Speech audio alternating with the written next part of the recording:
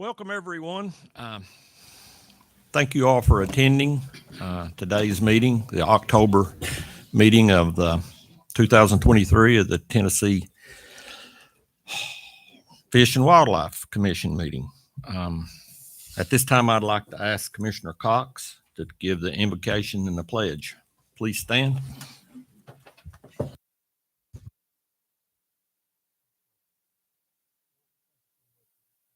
An opportunity to meet and discuss your great outdoors.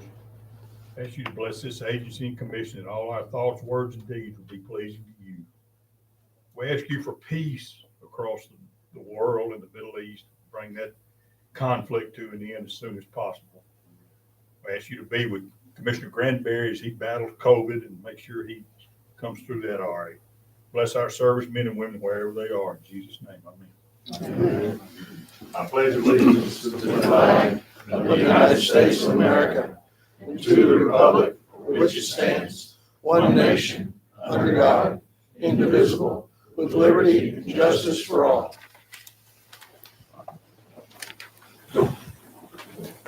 Thank you, Commissioner Cox.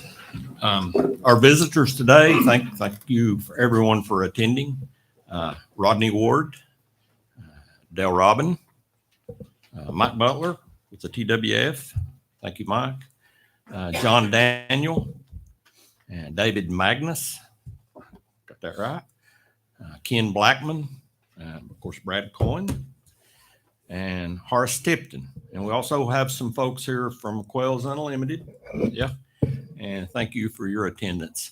There's a couple mentioned they wanted to speak, and towards the end of the meeting, we'll have that time. Thank you. Miss Mary, will you call the roll? Yes, sir. Chris Devaney. Here. Jimmy Granberry. Monty Blue. Here. Stan Butt. Here. Wally Childress. Here. Bill Cox. Here. Chip Saltzman.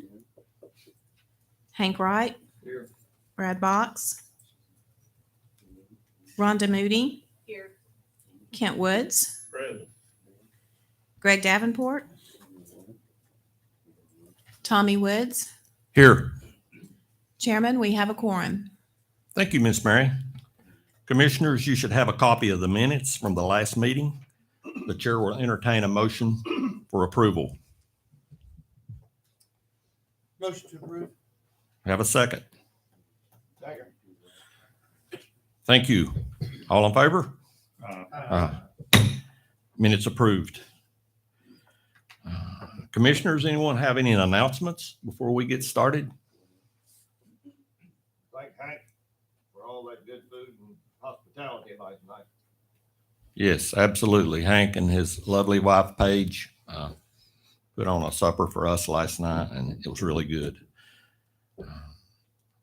Anyone else? All right. At this time, I recognize Director Maxedon. Any announcements or matters for him to bring forward? All right. Well, good morning, Mr. Chairman, members of the commission. We got a good crowd before us today. Thank everybody for coming out in attendance as well. I wanted to start by highlighting an important hiring opportunity that we go through each year as we interview and welcome a new class of wildlife officers to the agency. Our law enforcement division has worked closely with our communications division this year, and they've really worked hard to upgrade and really do a recruitment effort on our website, and law enforcement leadership's been thinking creatively about new ways to recruit high quality candidates.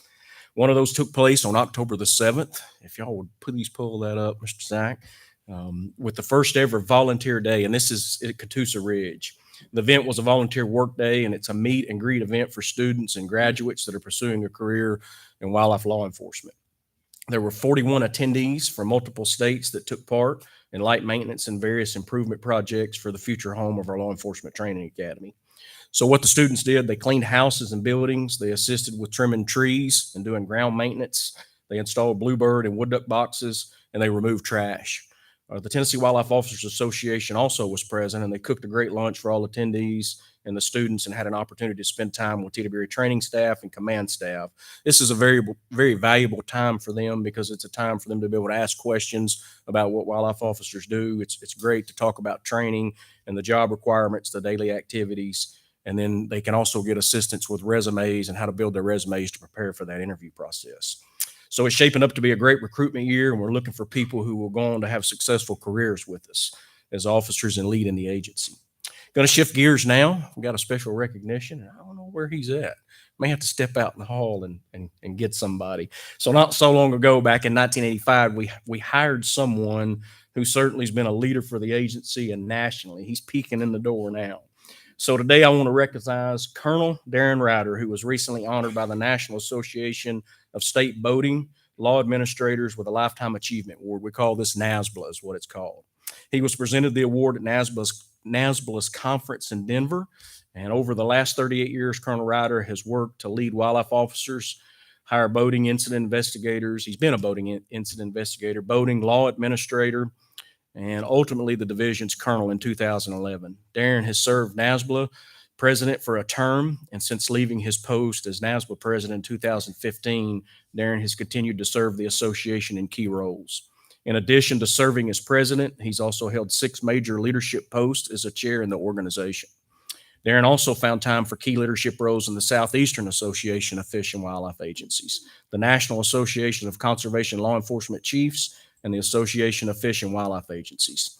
He also has served as chair of the Academic Advisory Board for the University of Tennessee at Martin's Natural Resources Program.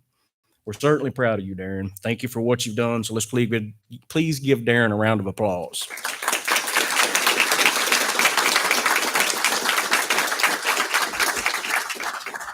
Retirement may be creeping up sometime soon, and I tell you, we're going to hate to see this guy go. So thank you, Darren. Shift gears again. Fall is always a busy time for the agency, and it's going to be from anything with officer interviews to getting out and going deer hunting and getting the deer season started. So later on in the agenda, you're going to hear a presentation from the Wildlife Division about a new process for incorporating more stakeholder input into the deer and turkey season setting process.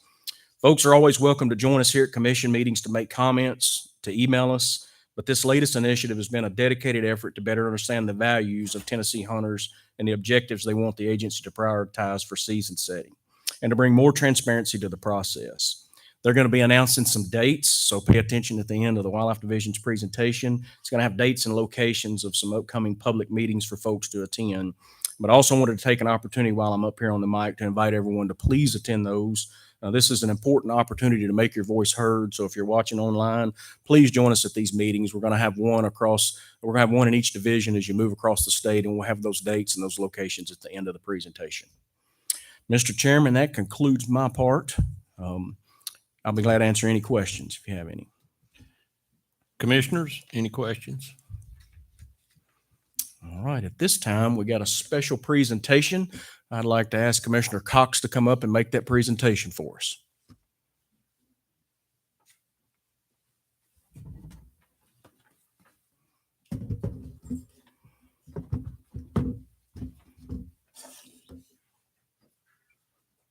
Thank you, Director. As everybody knows, our one of our challenges that's ongoing and hard is outreach and telling the good news about what TWRA does. It's not a one-time thing; it's ongoing. We've got a gentleman here today that has been doing this for most of his life. He likes to talk about on his show what a little guy he is. Well, in my opinion, he's 8 feet tall. Larry Ray, would you come up here, please? I've known Larry for over 20 years. He was an outdoor writer for Commercial Appeal. He was a contract outdoor writer. He's got a radio show. He's 22 or 3 years. It's won awards for the best of everything. And This is a surprise. I know it is, but I've got a proclamation here for Larry. It's from the commissioners.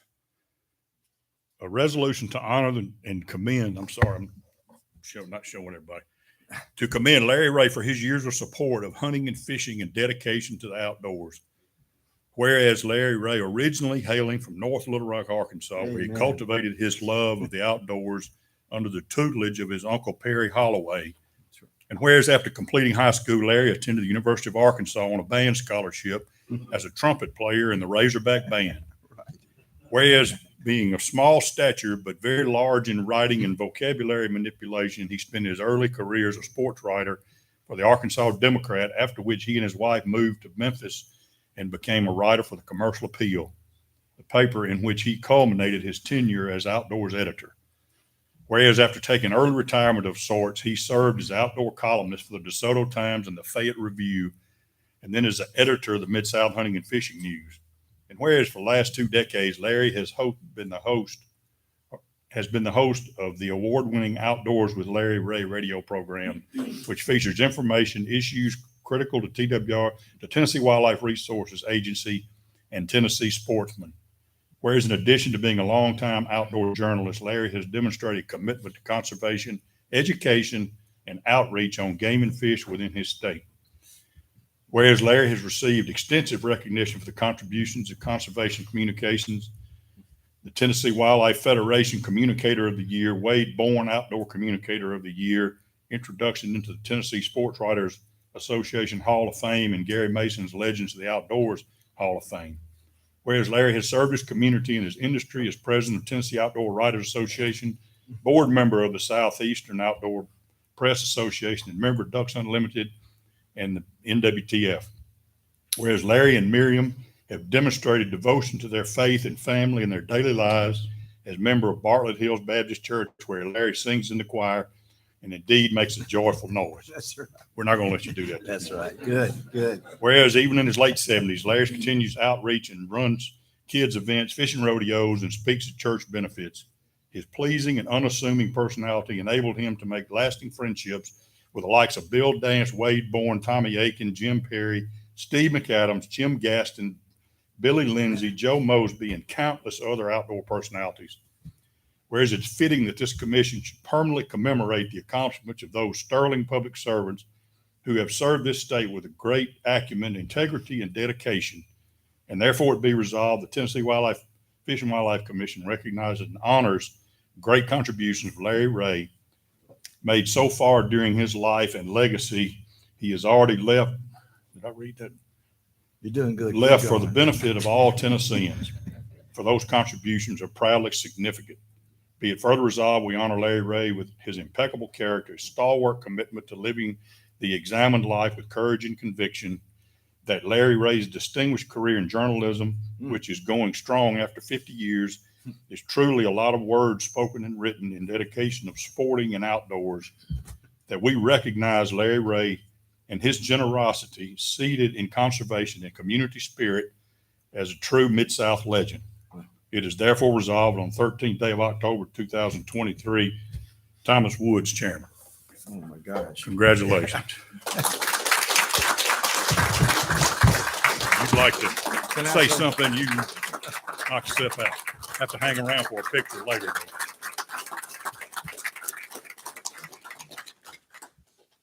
Well, I get paid to talk, and I have a radio face, and most people do think I'm 6'4" and 220 till I stand next to Bill Cox. But there's one other thing in there. At this time last year, I had no hair. I was in cancer, and still in remission right now, but not where I want to be, but I'm where God puts me to be. And that journey only added more to my life fulfillment, that I was able to touch so many lives that I wasn't able to do if I didn't have cancer. To the nurses, to the surgeons, to the doctors, to the texts and the emails I got all of last year, which was a blank. I didn't get to duck hunt. I didn't get to deer hunt. Saved a lot on ammunition. But other than that, but I'm here today to witness to God's true love for someone who wanted to be in the NBA when he was growing up. I was a natural size baby when I was born. But along the way, my gears switched, and I'm doing something I love right now, and I appreciate this is a really surprised. My wife would have been here if I'd have known that, but she plays every Friday at assisted living home for those with dementia on the piano, and that's her service too of 58 years that my wife Miriam has been through me and with me. And it's good to see so many people and friends that I've made with the TWRA in my 35 years of covering the outdoors. I see people out there that have lifelong friends that I wouldn't have had. Henry Reynolds was before me as the outdoor editor at the Commercial Appeal. I was the 4th outdoor editor in 100 years at the Commercial Appeal. They hadn't had one since then. So I owe a lot to the TWRA and what it's meant to me in my career. I hope I've touched some lives. I hope that I'm still going. Actually, I am 80, middle age for a 160-year-old man. And so I am still on that journey, and I appreciate you commissioners for your service to our state and what you do and all the things that you do. You got me, Bill. You got me. Thank y'all very much. God bless you.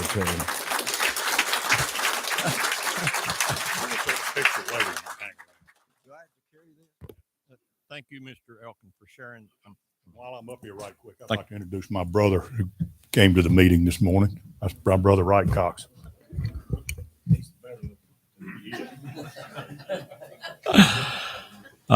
Thank you, Mr. Ray, for coming, and thank you for sharing that story. It was really touching, and thank you for your service to others, especially. Any other commissioners would like to say anything about or to Mr. Ray? All right, hearing none, all those in favor of this resolution, say aye. Resolution approved. I'm sorry. Yeah, thank you. Sorry, it's hard to get your attention down here, but I just wanted to say I'm just really glad that you're real, because we have done so many interviews together over the years, and he was an incredible host. And one thing that stands out to me is how lots of times when folks in conservation do interviews or work with the media, they have to be on guard, and they have to be very careful, and they don't always feel like they're being cared for. And that was not the case with you. I always felt very cared for and supported, and I really felt like you had the best intentions for the agency and for conservation. I thank you for that. Thank you, Commissioner. Anyone else? All right, we're good now. All right, moving on to our agenda. I would like to ask that Major Brian Elkins come to the podium for presentations and awards. I'll go with the podium. Thank you, Mr. Chairman. You got me here. This is to recognize Officer Hunter Daniels as the Waterfowl Enforcement Officer of the Year for Tennessee. I represent Tennessee on the Mississippi Flyway Council Law Enforcement Committee, and what all these other states in Mississippi Flyway do is pick a Waterfowl Officer of the Year. And this year, Hunter is our winner, but it's new on 2 accounts. One, I want to thank Director Maxedon for recognizing this. We've been giving this award for about 8 or 9 years now, and it's the first time we've done it from the commission, so I appreciate that. And the other thing is, Hunter is the first officer outside of Region 1 to win this award. So he beat out my own officers here in Region 1. But good work is good work no matter where it comes from. So appreciate him for that.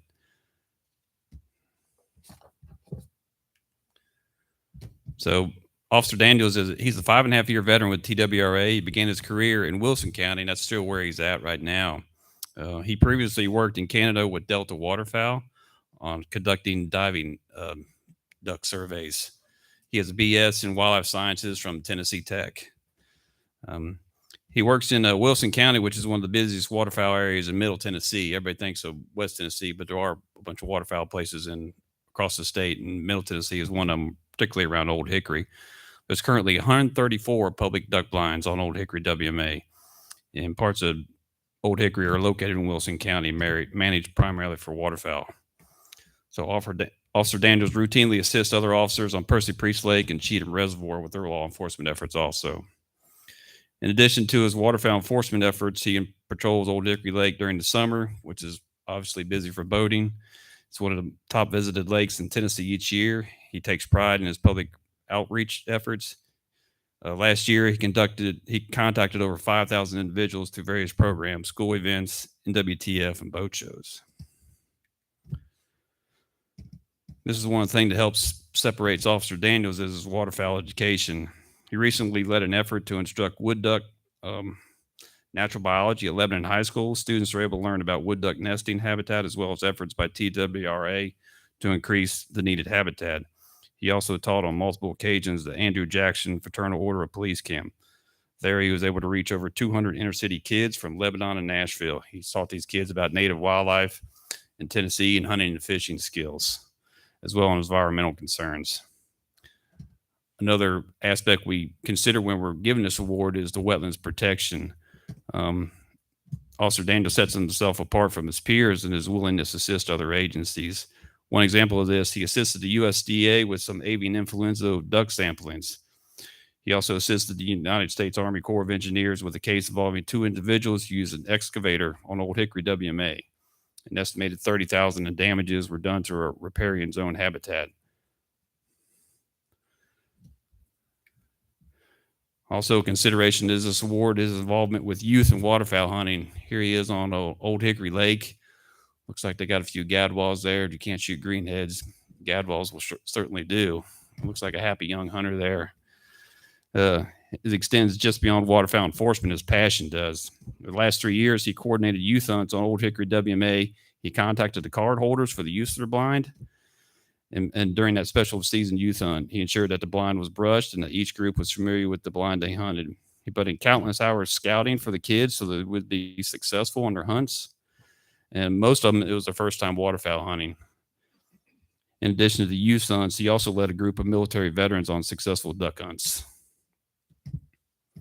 And Officer Daniels partnered with Delta Waterfowl at Lebanon High School to develop a 2-fold plan for students as well as wood duck habitat. He provided a wood duck biology instruction at Lebanon High School and Delta Waterfowl, and Meta Facebook provided the funding for materials to build 250 wood duck boxes.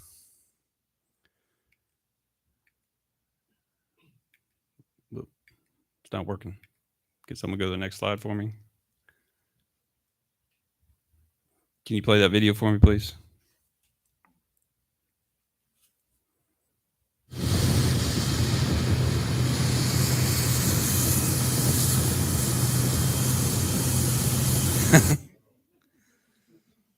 So all the duck hunters in here know it's cold, it's wet, but when the weather comes in, sometimes the birds come in, and that's when the hunters are out there. So that's when the game wardens are out there. It's fun for the hunters to get out there, but it's work for the game wardens to get out there. And he certainly exemplifies that with he's cold, it's icy, and he's running down Old Hickory Lake right there. Hunter, is that correct? Yeah, going to check duck hunters. And it's got to be a challenge for him because he's so tall. I don't know how he gets in and out of the duck blinds. But even though he's only been a game warden for just a little over 5 years, he possesses all the qualities needed to do a successful job. He's not afraid to work long hours or in cold weather or in wet weather. He routinely drops what he's doing to answer a call from an informant. Past year, he left his home in the middle of the night on multiple times to handle individuals illegal entering WMAs during waterfowl seasons. He also put together multiple details on Old Hickory WMA. One of the details was the early wood duck season. Along with the 5 other officers, they worked and had checked approximately 200 hunters and wrote 17 citations and warnings. His cases range from navigation light violations to hunting without a license, unplugged shotguns. He routinely focuses on boating safety. As we know, we need a boat to get to our duck blind, so boating safety is a priority for us. So he routinely started working at 4 a.m. in an attempt to find all these violations. He took time to educate hunters when he came in contact with them on the importance of navigation lights, life jackets, and boater ed. The past season, Officer Daniel checked 222 hunters and spent 117 hours enforcing waterfowl regulations. He had 22 waterfowl citations and 12 assists.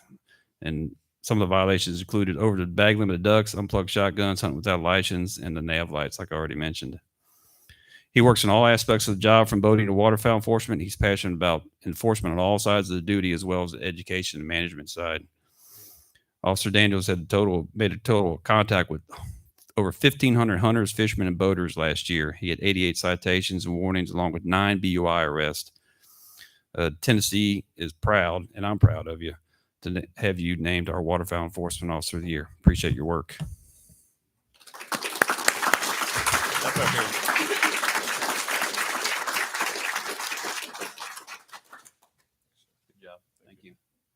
Thank you, Commissioner. Appreciate it. Thank you, Major Elkins. I would like to, at this time, I'd like to ask Chief of Wildlife, Mr. Mark McBride, to come to the podium for presentation. Thank you, Mr. Chairman. Good morning, commissioners. So today I'm going to talk a little bit about our new process that we have for deer and turkey management here in Tennessee.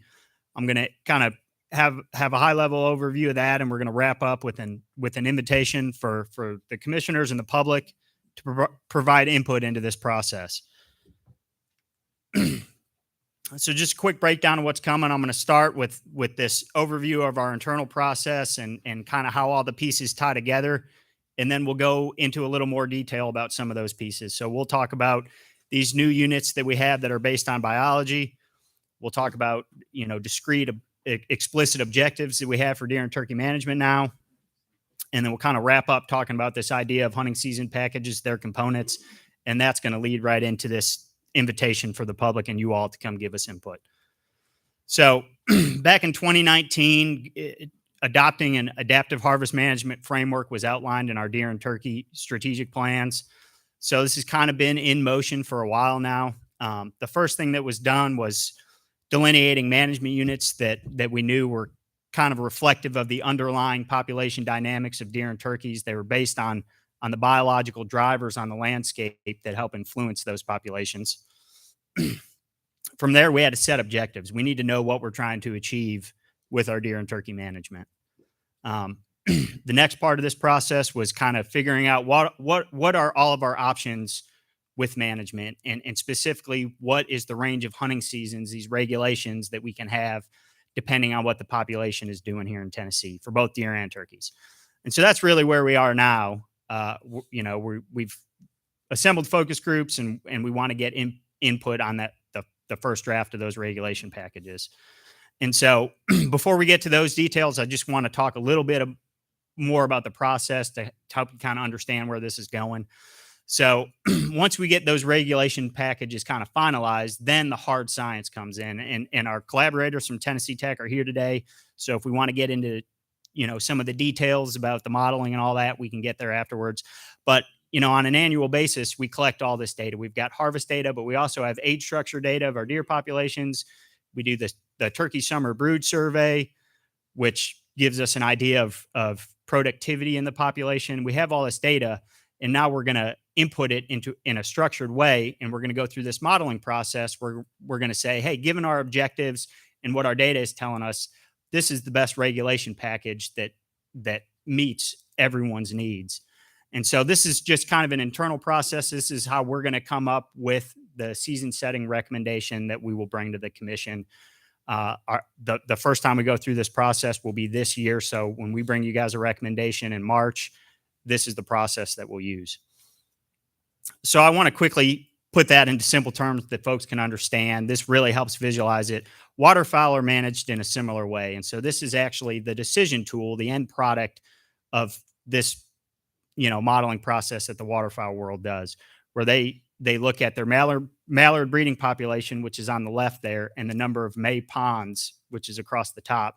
And they have this table that says, hey, we know what the breeding population of mallards is, but we also need to know what the ponds are doing because that habitat is tied to breeding output. So depending on not only what the population, where the population is, but what the population is doing, then they make a decision. So you can see kind of in the top right corner of that table, you start to get more into the liberal packages. So that the green represents the liberal packages, the 60-day six-bird duck season. And so what that model is saying is, hey, the population may be a little lower, but there's a lot of ponds on the ground, which we know means breeding output's going to be a lot higher. So we have more room to have a liberal season. And so at the end of this modeling process, we're going to have a similar tool for both deer and turkeys. So for example, with turkeys, we're looking at using that poult per hen data and maybe some harvest data. So the harvest data might kind of tell us, hey, here's where your population is. And the poults per hen data is going to say, but this is what the population's doing. Productivity, if there's a lot of young birds coming into the population, there's going to be some more individuals that we can harvest, and we can have a more liberal bag limit or season framework. So hopefully that helps visualize kind of where we're going with this. But now we're going to back up and talk a little bit more about some of the details of the work that we've done already. So we know that across the state, deer and turkey populations aren't the same, right? They're influenced by their environment. So the first step in this process was the deer team getting together and identifying, hey, what are some important drivers on the ground that influence deer populations? And as part of this process, they had to say, what do we have good data for as well? And so the result of that is this list of biological drivers here that was identified. We've got good data for. We know it's tied to how these deer populations behave.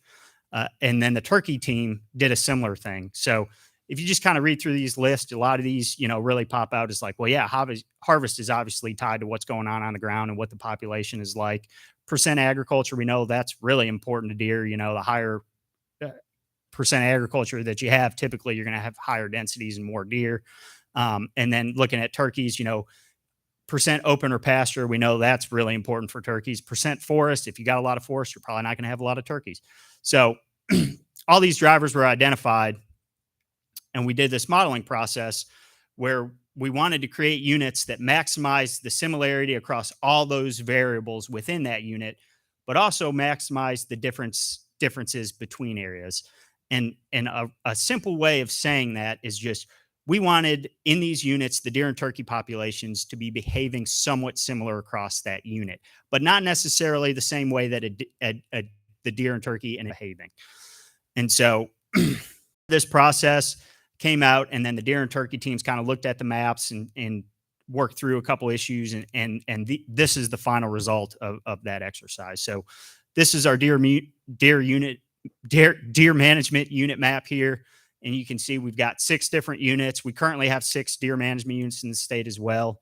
And I do want to note that the management units are the hunting units. So when we go through that modeling process that I just talked about, where we're looking at data, that's going to be done at the management unit level. That being said, just because we have 6 different units does not mean that there has to be 6 different hunting seasons. Multiple units can have the same hunting season. So for instance, when we look at the turkey map, we could easily have 5 units that have the same hunting season. This just because we have different units does not mean that they have to be different.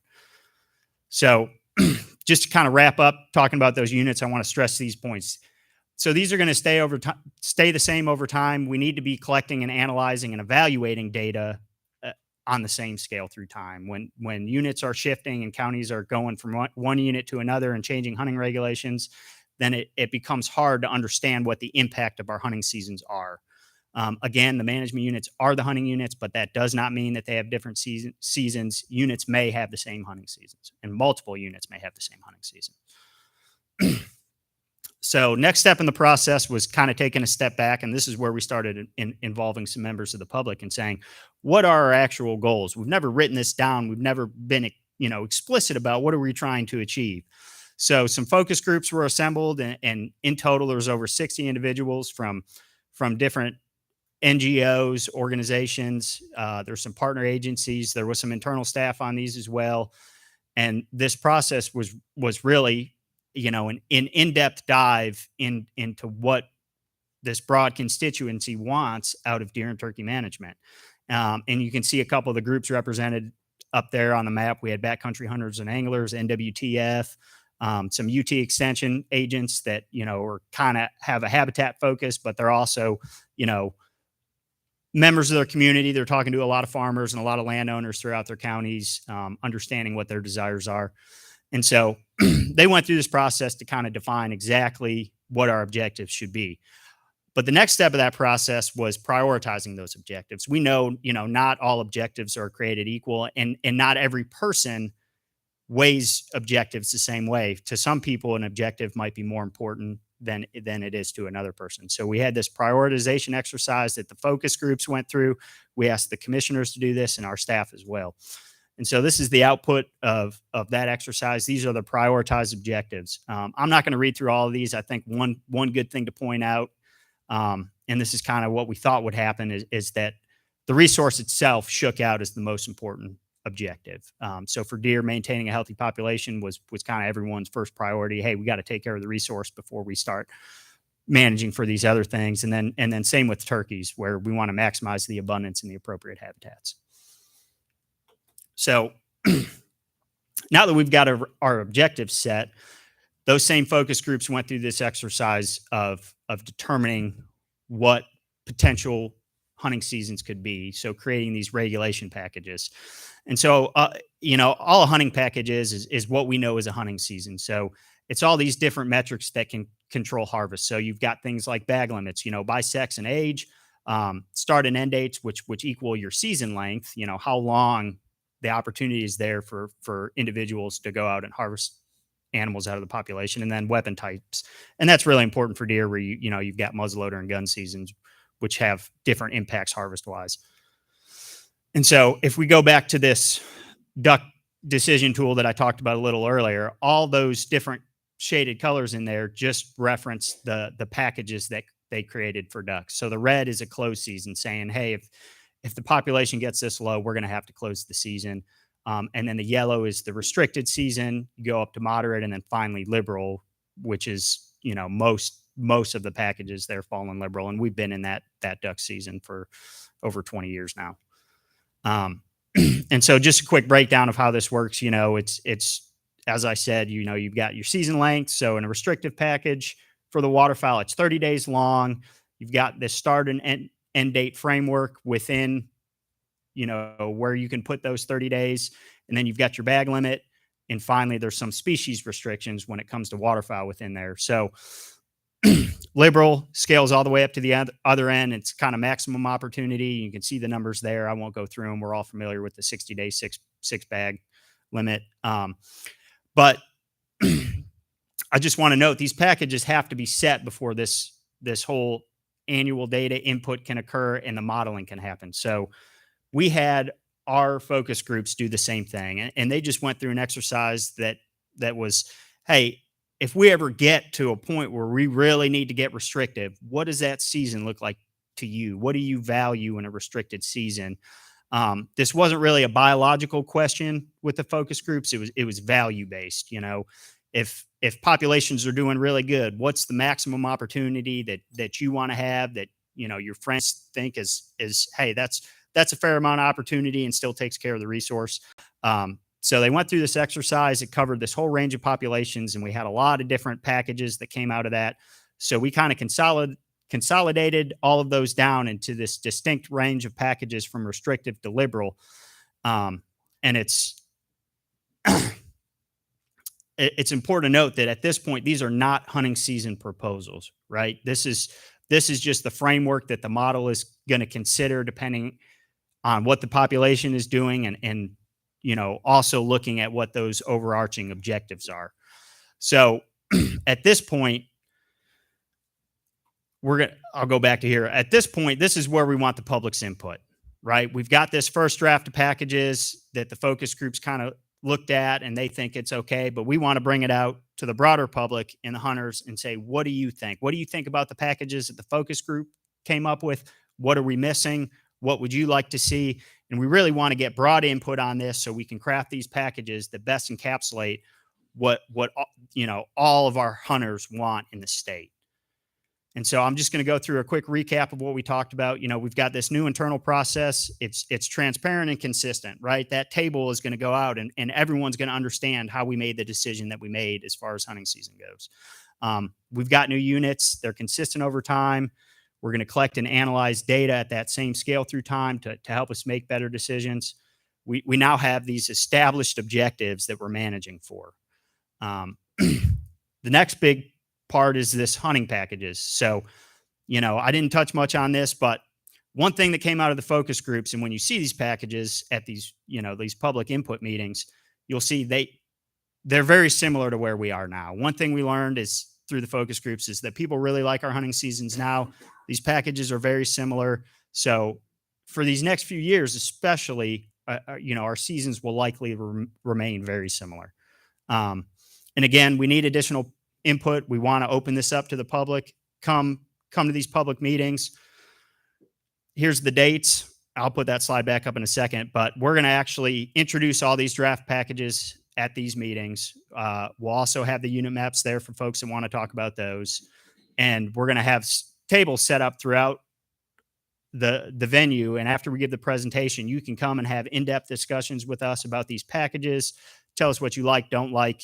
And we're also putting together a special website for those that can attend the meetings to go give us input through. And we'll get that out, about the same time we're having public meetings.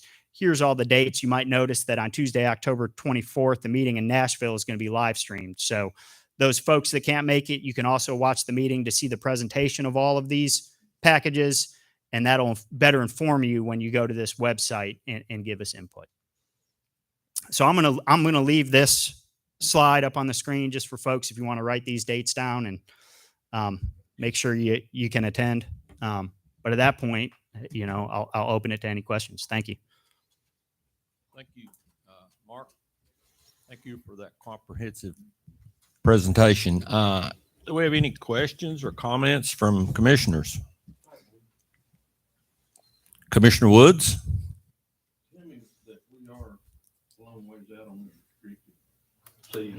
Oh yeah. No, we're Sure everybody here that we're nowhere near that yet. yeah. That's why I try to stress these are not proposals. Right. We're not close. Yes, sir.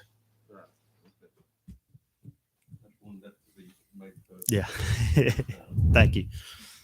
Anyone else? Commissioner Yost? Yeah, I wanted to commend the agency's efforts. I know how much work it took to get to this point. Want to recognize the stakeholder engagement that's happened internally and externally, and even more planned. So that's very notable.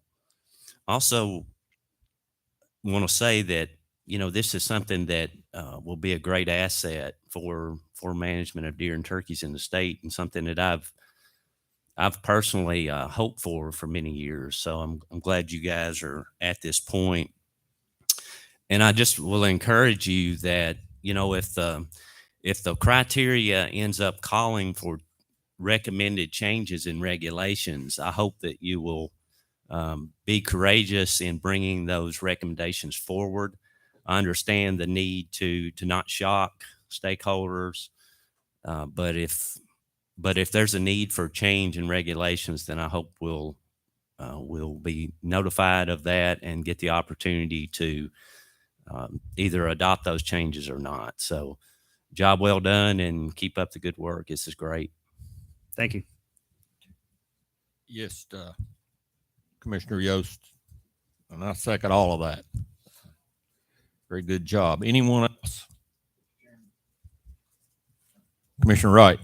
Thanks, sir. I think it's it's important for the public to note that this gives back a lot of opportunity, especially with regard to turkeys. There may be some areas where, the commission and the agency felt like we couldn't have a higher limit than 2 statewide. And there's some areas where we probably can support that. So the turkey management units, we had a one size fits all for the entire state. And I think it's entirely appropriate. And I really appreciate the data driven and the science driven approach to the boundaries of these management units. But I think it gives us some opportunity for hunters across the state, which is exciting. Thank you. Thank you, Commissioner Wright. Anyone else? Commissioner Ballou? Yeah, the preview, some of the stuff I looked at, I absolutely agree with everyone. I love the turkey hunting ideas that you were doing, as Commissioner Wright just suggested. But one thing I wanted to ask, when you were looking at some of the zones for deer management, how will CWD factor in on that with the zones and everything else, the overlay of both those two? So you may notice in the map here, I'll go back to it real quick. So the Deer Management Unit 1 is aligned with the feeding and carcass transport zone. So we don't know what the regulations are going to be there yet. That's what this process of going to the public meetings and getting input is going to encompass. So the short answer is we don't quite know yet as far as regulations in that zone. The one thing that did come out of the focus groups was that Earn-a-Buck program will probably still be in place in that zone to allow individuals to increase the doe harvest, essentially increase the doe harvest and get folks to reduce the density a little bit to slow the spread of CWD down. We don't have any CWD out of zone 1 right now, do we? Right? No, sir.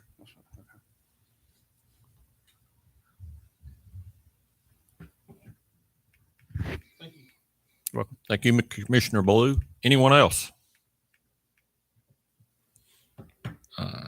Any questions from the public? All right, hearing none. Mark, thank you for that presentation. Thank you, Commissioners. And at this time, I'd like to recognize Mike Bell to the podium. Thank you, Chairman Woods. And Chairman Woods, we are honored this morning. We have the local sitting senator, State Senator Brent Taylor, who's come to our stand-up, Brent. I think Commissioner Cox knows him. So I was telling him last night when we were having dinner at Commissioner Wright's house that we were about 3 miles from where Senator Taylor lives. And I said, well, you need to get to know Commissioner Wright and the rest of the commission. Of course, all legislators are important, but he sits on the Rules Committee, the Government Operations Committee, where Tori and Daniel and I show up occasionally and have to get our rules passed through. So this is an important guy to us. So I just wanted to make sure that everybody on the commission here got to see him, got to know him. And I don't know how long he's going to get to hang around, but we do appreciate Senator Taylor stopping by. And Senator Taylor, you want to say a few words while we're here in your district? Thank you. The worst thing you can say to an elected official is, would you like to say a few words? So and it's actually exacerbated. I'm a funeral director by profession. And so the only thing I ever really get to say while at work is, will the friends please rise? So the fact that I get to say something other than that is always a treat.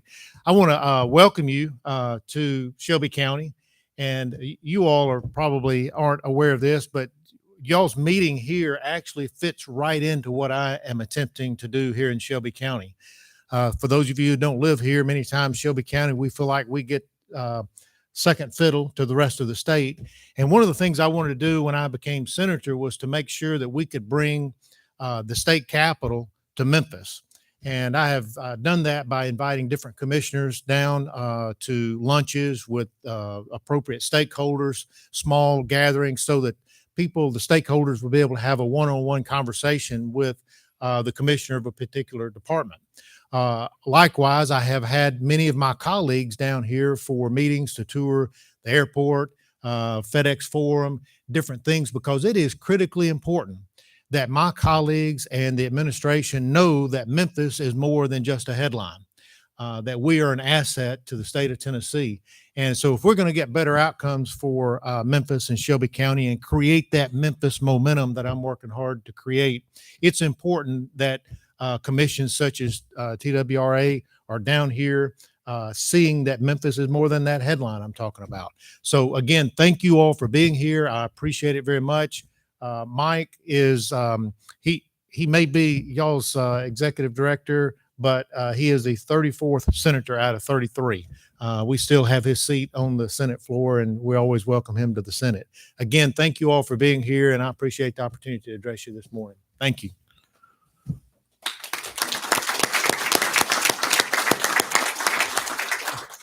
Thank you for stopping in, and thank you for those comments, Senator Taylor. At this time, we'll take a 15-minute break. Thank you.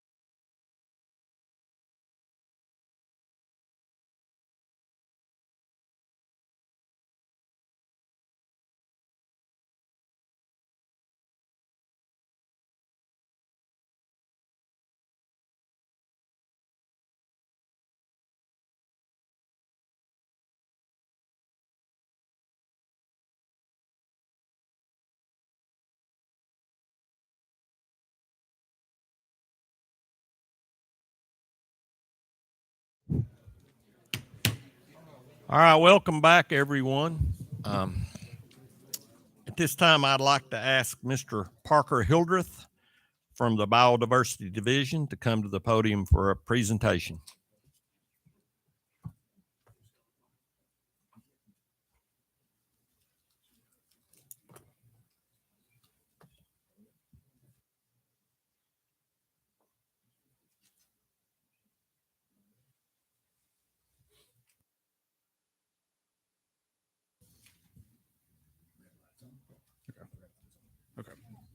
Alrighty, I want to thank you, Chairman Woods, for the introduction. So today, and I just want to reiterate, my name is Parker Hildreth. I'm a fairly new face here at TWRA. And today I'm going to be talking about a National Geographic photo arc expeditions to the Shoal Creek and Duck River systems. So with that said, one of the big questions is, what exactly is a photo arc? And so essentially, I'm just going to read off some of these really easily. We're here to document biodiversity before it disappears. These photographs are meant to inspire and motivate conservation actions, as well as create moving and intimate portraits, primarily used for educational material. And a big thing about the photo arc when it was originally inception is that the goal was to photograph every species in captivity in the world. So a really interesting fact is he's getting to a point where most of those individuals are photographed, and now we're going outside of that realm. And so he really wanted to capture, and I'll talk about him in a second, what exactly is in Tennessee. So the Duck River and Shoal Creek are some of our most biodiverse water bodies in existence. So to talk about him in particular, his name is Joel Sartore. Some quick facts. He has photographed approximately 14,000 species. He's traveled 1.2 million miles for this project, visited more than 50 countries. He has found 2 spitting cobras in his camera gear, and he narrowly escaped a deadly disease called Marburg. Look that up if you're not familiar. And he was named the 2018 National Geographic Explorer of the Year. So, he's there in Antarctica with a penguin, he's photographing a caiman, and then he's there with me with a burrowing crayfish I dug out of a bank of a stream in the Hatchie River system. So every single animal he photographs, regardless of what it is or its rarity, gets the same attention. So to kind of summarize, it was essentially 8 days that was spent on this project for this past spring, 4 days the year before. So in Shoal Creek, we had 5 partners that showed up, Nat Geo, TVA, TWRA, as well as some Alabama agencies. There were approximately 25 individuals that helped out. We hit 4 major drainages, the Tennessee, Cumberland, Mississippi, and Mobile. And so approximately 29 water bodies were visited, and we got a total number of 94 aquatic species that were photographed. So the year prior to that, essentially the same amount of partners, Nat Geo, TVA, TWRA, Alabama DNR, as well as UT Knoxville helped out. And at that time, we had 12 people to make up the crews. We had 2 major drainages, the duck and the buffalo, and it was 64 aquatic species that we got. So that's within 4 days, we were working daylight to dark, trying to collect these animals for him to photograph. So I'm going to kind of break it up by taxa group. So we're going to go ahead and start off with the fishes. So this is kind of some of my favorites that were taken from that trip, and we're essentially given a collage to represent the diversity that exists. We have species of, large-bodied pelagic fish species, as well as lampreys to darters. So, and now I'm going to kind of talk about the behind the scenes. So one day we devoted entirely to trying to get these big river fish species. And so that is a blue sucker, and we spent almost all day trying to get this one fish species. And so about the end of the day, we were able to get it. That's me and a TVA biologist that were doing most of the shocking for that trip. And so it's essentially, we're getting the animal from the wild, there's me holding it, as well as the final photograph of that species. So in the kind of same vein, so at this point, we've already captured the animal, we've brought it back to kind of the HQ or headquarters, and this is the point where we're actually photographing. So that fish, it's probably 11:40 at night, 12 o'clock at night. We have individuals, because the setup is so large, holding the flashes for the camera, and then I'm essentially holding the fish, and then Joel counts to 3. So 1, 2, 3, I pull my hands out, and as soon as I do that, he photographs it. This is not the same photograph from that setup, but essentially I had two of these high fin carp suckers in hand, 1, 2, 3, pull my hands out, that photograph is taken. So that is essentially what happens is we spent from daylight to dark collecting the animals, and then we assist Joel through the night to photograph everything. While we're gone the next morning, he's working on all the digital aspects of this project, getting everything ready for his team back in Nebraska to work on these photos. So here's another one of my favorites. So this is currently an undescribed fish species from the Duck River system. So currently it's called a striated darter, but there's a single tributary in the Duck River, and this species is found from only there, and is a very big conservation concern for U.S. Fish and Wildlife as well as TWRA and TVA. So another Duck River endemic is the copper cheek darter. This is a big nuptial male that has, as you can see, some of the injuries that he has sustained on his fins. He was probably spawning and fighting off other males before being captured. So a really, really cool fish, primarily only found in the Duck River system. So here's another one, and kind of going on that same accord with unknown diversity or undescribed species. So this is the Tennessee log perch, and it's only known from the lower Tennessee system as well as the Duck River, Buffalo, and it was described in 2015, 2016. So prior to that, we knew that a blotched-eye darter existed, but this one turned out to be extremely different from the true blotched-eye darter. So getting away from the duck system, these are speckled darters. These individuals were collected from the Hatchie system. So spectacular photography that he's been able to attribute to, species that a lot of people won't even know existed in their muddy creeks or rivers. But there's a tremendous amount of beauty and diversity that exists. So next thing is, so we're going on, first talking about fish, now we're talking about crayfish, and later I'll talk about mussels.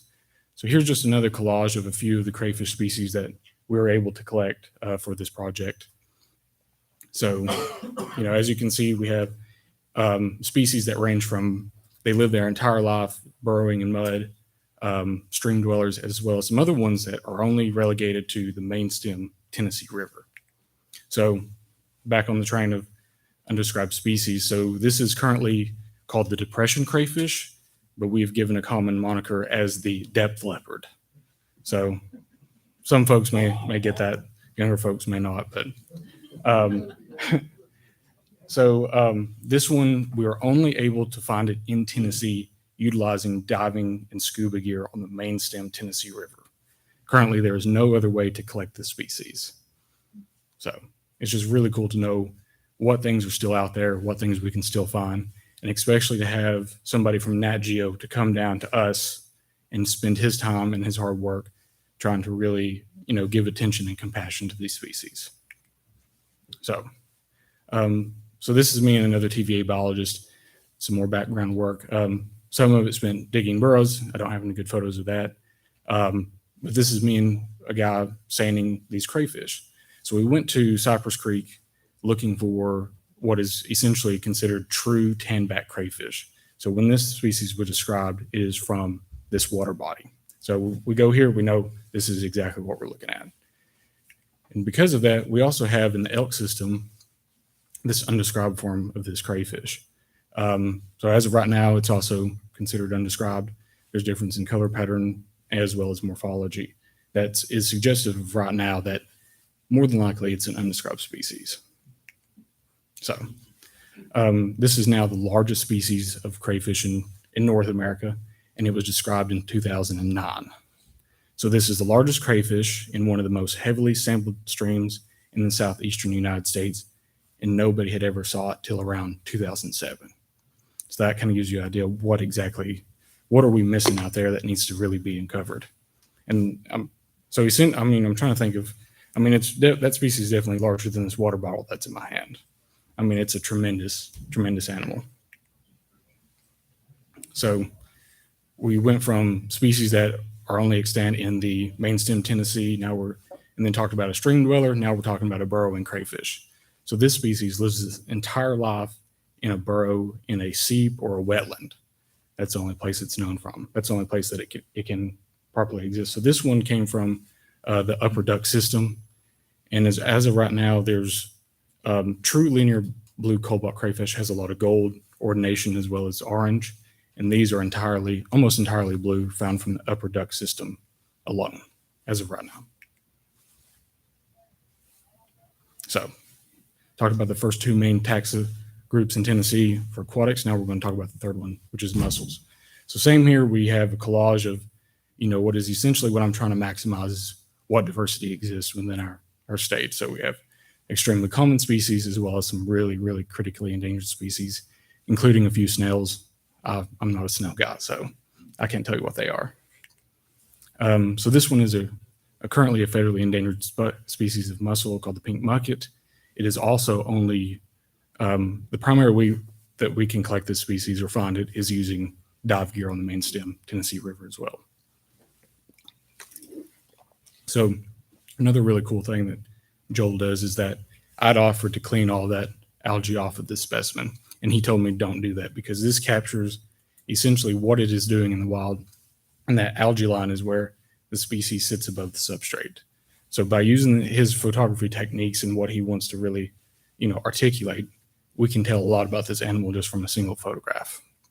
And so he was really inspired by GIs having species, I think, of just kind of wading birds, I think in the Philippines, that was captured by a GI, and that's only footage of a species, that particular species that we know of. So he's trying to really, especially for Tennessee, get as much documentation as possible in case it's ever gone. So another Duck River endemic. This is a critically endangered Duck River darter snapper, also described in 2010, and it's only known from the main stem portion of the Duck River. And there's around 48 miles that we're only able to locate it at. So there's a female and a male. That female has a growth that is used to grab darters, and that is a key aspect of their reproductive biology. So, we've talked a lot about the duck and the hatchie and some other places. This is the Kentucky Creek shell, primarily only found in the lower Cumberland as well as the Barren/Green River system. So this really shows that there's more than just a shell there. There's an actual living animal inside of that shell. So with that, I want to give a special thanks to Joel Sartore for everything that he's done, all this hard work. He could have went anywhere in the world to do this, but he chose Tennessee because it is that special to him. And so I also want to thank all the folks that helped out. There's a tremendous amount of people there, so I'm not going to read those names out. And I also want to give a special thanks to the TWRA dive team. If they did not help on this past trip, we would not have been able to get the numbers that we were really trying to shoot for. And so that's all I have. Thank you. Parker, thank you for that presentation.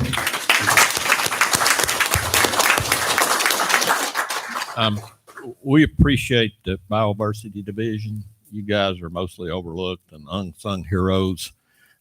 These non-game species don't get a lot of attention, but we do realize they're very critical to the game species and the fisheries in our state. And we appreciate and recognize the hard work you guys do each and every day. So any commissioners have any questions or comments? I got a quick question. Do all those crawfish taste the same? Fantastic question. Yeah, I don't think I can answer that, honestly. So that reminds me of our Lick Creek WMA. I'm fortunate enough every spring to get an invite. When they drain the duck holes, guess what's left? Lots of crayfish. So we have a crayfish cook. Mm-hmm. And I'm fortunate enough to have been invited to that the past couple of years. And Bill, they taste really good. Thank you again.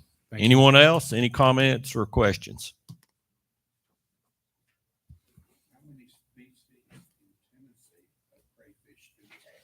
How many species of crayfish in Tennessee do we have was the question. So as you saw, there's a tremendous amount of undescribed species that exist. So right now we're hovering around a 95, 96 mark.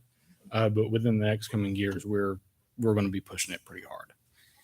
So it's going to get a lot more. We're sitting at 320 fish, so we expect crayfish diversity to be almost that. So that large crayfish that you said was as big as that water bottle, is that found in other areas, I'm sure, other states? So true bottlebrush crayfish is only known from the Bear and Green River systems in Kentucky. So there's a little bit of their range dips into Tennessee, just the headwaters of that system. But for that particular one, it's only in the Shoal Creek drainage, and that's it. So we couldn't name that the hillbilly lobster then, because it's in other states. No, All right, very good. definitely not. There is a hillbilly hairy crayfish that was described. Okay. So they're getting close to it, All but right. it's about that. It's a big. small one. Yeah, we need the lobster version. That's good. All right. Thank you again. Very interesting.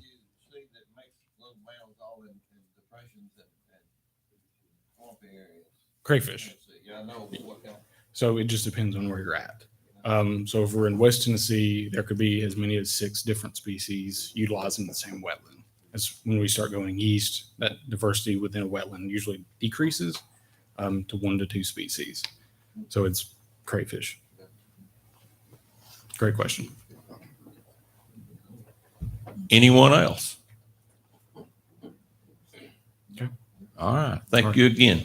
And thank everybody else for the presentation. And thank you for the commission for allowing me to present. Thank you. Sure. All right.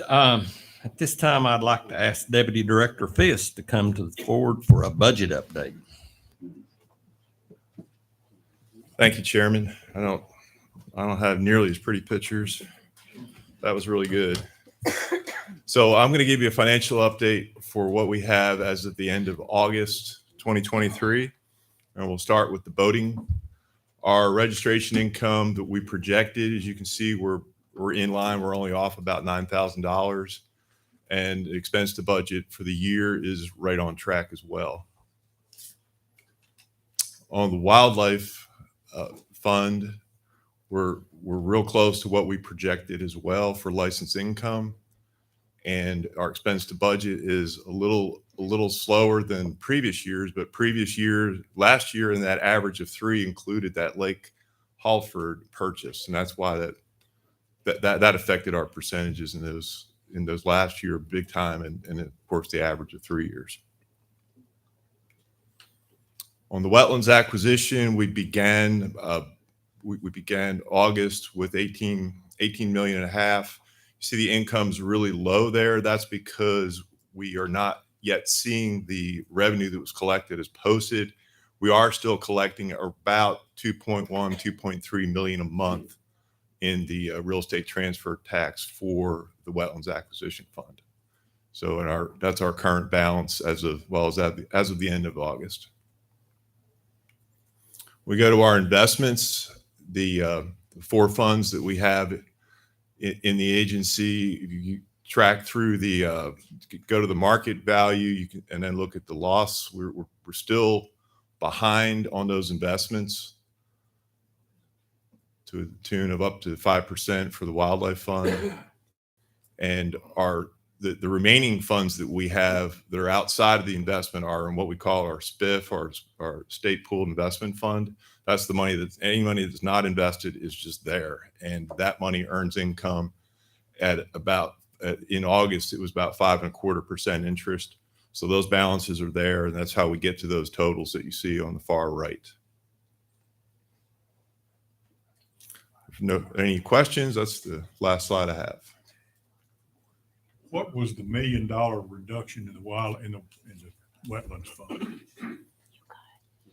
That could have been very likely a big portion of that would be maintenance of state lands, because we charge against that for all those projects that can hit the wetland fund. Okay, thanks. Sure. Any other question? All right. Any other questions from the commissioners?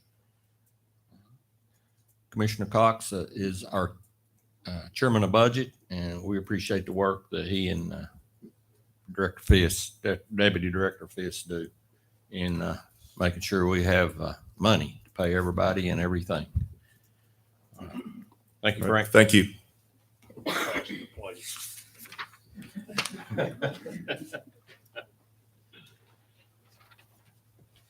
Okay, moving right along. I'd like to ask Josh Campbell, Chief of Biodiversity Division, to come forward for a rural preview.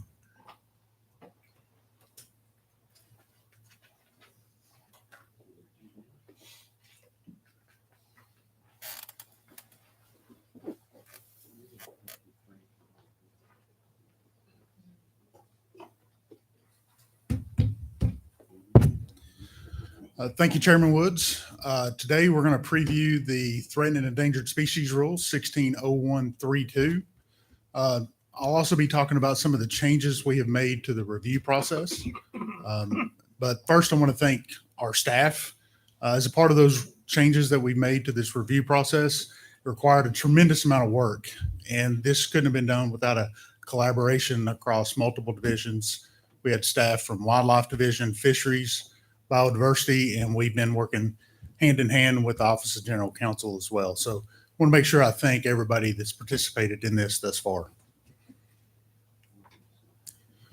So during the most recent audit, the auditors had some issues with the fact that the process wasn't written, there wasn't an official procedure or policy, and that responsibilities for agency staff were not defined. And so since last year, we have worked on developing a document which has been shared with you, and it defines what those responsibilities are for all staff, as well as what the process entails. So we now have a scoring index that has to be completed for each species before it's even considered for any listing designation. This has been adopted from the Florida Fish and Wildlife Conservation Commission. This year, our staff performed over 390 individual scoring assessments for 380 species. We continue internal discussion throughout the review process. We have staff that are experts on certain species and certain taxa. We want to make sure we engage all those staff as much as possible. We do an extensive literature review to make sure that we use the most recent and available science and data as a part of the process. We engage our expert opinions, our external experts for their opinion outside the agency. And now we are developing, which has also been shared with you, a document that details all the information that went into the decision-making process as a part of the final proposed species. And that document's been shared with you. And so this document's going to provide information for every species that's being proposed and the justification or the thought process behind why the designations were selected, species-specific information, and then also conservation measures or challenges for each species. So going into the proposed changes as a part of this preview, I put this in here. The black line is not being proposed. It was actually proposed in 2019 and adopted by the commission, and it allows for automatic adoption of the listed species on the federal list. This year, we're proposing that the language in red, which I'll paraphrase or summarize, upon delisting, our list would automatically adopt those species at the last designation on the federal list. And this is for several reasons. Number one, we would need time to make those reviews because delisting happens at any time. There's no set time frame. So we would need time to review that because our process happens every 2 years. Also, other agencies use this to make other designations within the state, like exceptional Tennessee waters. So they would need time to assess those designations to remove or determine if those designations can remain. So we need to have this type of language for that adoption. So, and the other thing too is any species that is delisted has to be monitored for a minimum of 5 years. So this gives us another avenue to perform that monitoring or ensure that monitoring occurs. So just to kind of give you an overall summary of changes that occurred, we removed the total number of species on the list currently is 143 species. We removed 27 of those species entirely from the list, and this includes 3 species that were added to the federal list since the last review. We've added 28 species. So as the proposed list stands, it's 144 species. So of this 28 species that were added, 22 were upgraded from species of greatest conservation need. This is a designation as a part of our state wildlife action plan. There's 4 species been added that had no previous designation. And then we've proposed the adoption of 2 species that were recently delisted. So starting with the changes within the endangered species designation, there's a total of 31 species being proposed for this designation, and that's 6 more than is on the current list now. And the additions include 1 crayfish species, 1 amphibian, and 4 mussels. So you have the red line document. There's a lot of changes to the current document as it stands, because not only is there changes, proposed changes for designations for species, there's name changes and just some grammatical issues that we've taken care of. So what I'm going to show you is what the final list would look like for each taxa for each designation. So this is what it would look like for crayfish, amphibians, fish, reptiles, and birds. And then the last 2 would be mussels and mammals. And I wanted to highlight for each of these designation species that are being added to these categories, just to kind of give you some information and maybe some thought or reasoning as to why this has happened. So the French broad crayfish, as the name implies, it occurs in the French River or French Broad River, but it only occurs in a very small segment in Tennessee along the North Carolina border. North Carolina populations have declined tremendously in recent years due to invasion of exotic crayfish, not exotic, but non-native crayfish. So those populations are in decline, as well as loss of the aquatic habitat due to sediment and siltation. So we're really concerned, since we have a very small population, that our populations will decline as well. Kirkland snake is it's only known from 2 locations here in West Tennessee. It has a very small range in the state. Declines are linked to loss of native grasslands. And its decline throughout its range in the U.S. The yellow spotted woodland salamander, this is a very interesting one. It's only known range wide from 21 different rock outcrops across 3 different states. It's only been observed 65 times in over 20 years, and there's only 1 population left in Tennessee. Luckily, that population all occurs on public land, but anytime you get animals that are this rare, you get a lot of hobbyists and enthusiasts that want to come in and lay their hands on it. So we're concerned about how that could impact this population, even though it's on public land. The salamander mussel, this is a species that used to be wide-ranging. It's declined over 60% and across its large range, but in Tennessee, it's only known from 2 places within the entire Tennessee River Basin. So we are concerned about loss of aquatic habitat, as well as disease. But interestingly, as its name implies, this mussel actually uses a species of salamander for its host as a part of that reproductive life cycle. So that species is actually under threat from disease as well. So this is kind of twofold for the salamander species. So moving on to threatened, it's a total of 47 species. There are 14 additional species being proposed compared to the 21 list. And this includes 8 crayfish, 3 fish, 4 reptiles, 2 birds, and 1 mussel. And this is what the list would look like if finalized.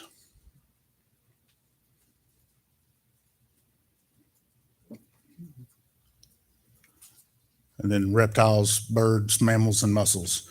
Interestingly, there are no proposed species of amphibian for the threatened category. One species was elevated to endangered, the others were downgraded to in need of management. Just to highlight 4 species again, the surgeon crayfish, this is a species that the populations are relatively robust, occurs in a large area, but Kentucky River crayfish have been introduced within the species range, and it's creating large declines for this species. So a once relatively common species is becoming more difficult to find because of introduction of non-native species. Eastern spotted skunk. This is currently a fur bearer, but populations, this species used to occur from basically the mountains in the east almost to the Mississippi River. So it almost covered its range, almost covered the entire state in Tennessee. We have done intensive camera trapping surveys since 2019, and we basically have three populations that we know of in the state. I mean, they occur sporadically in different areas, but there's one population in Southeast Region 2, one pretty decent population in central portion of the Cumberland Plateau, as well as over in the South Cherokee. So these populations have declined tremendously due to loss of habitat and development, but disease is also a major concern. Our partners in North Carolina have conducted a very similar study, and in 1 month, they lost 50% of their collared skunks due to distemper. So disease in these small populations can be very dire to it. Interestingly, about the spotted skunk, if you don't know, it sprays standing up. So it's a very cool animal. The king grail is a marsh bird that uses emergent wetlands. And we implemented, in conjunction with Tennessee Tech, intensive acoustic surveys, and we only came up with 2 observations for this species. So this species is in huge decline. The green floater, it occurs in upper East Tennessee, and it's a part of the Atlantic slope, and a portion of that Atlantic slope just comes into Tennessee, but it is the populations that declined so much, it's now considered disjunct from all the other populations. So we're very concerned over loss of habitat as well as a loss due to extirpation. And the last designations in need of management. This is the lowest designation on the list. Total species, 66. This is where we've seen the largest number of species removed, as 19 were removed from the list. And you can see the large number of additions by taxa group there. 1 crayfish, 5 fish, 3 amphibians, 4 reptiles, 3 birds, and 4 mammals. And this is the list as it would read if finalized.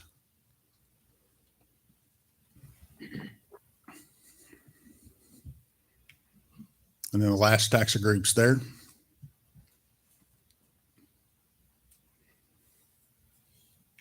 And just to highlight 4 species in this group, the Sequatchie darter, as its name implies, it occurs in the Sequatchie River.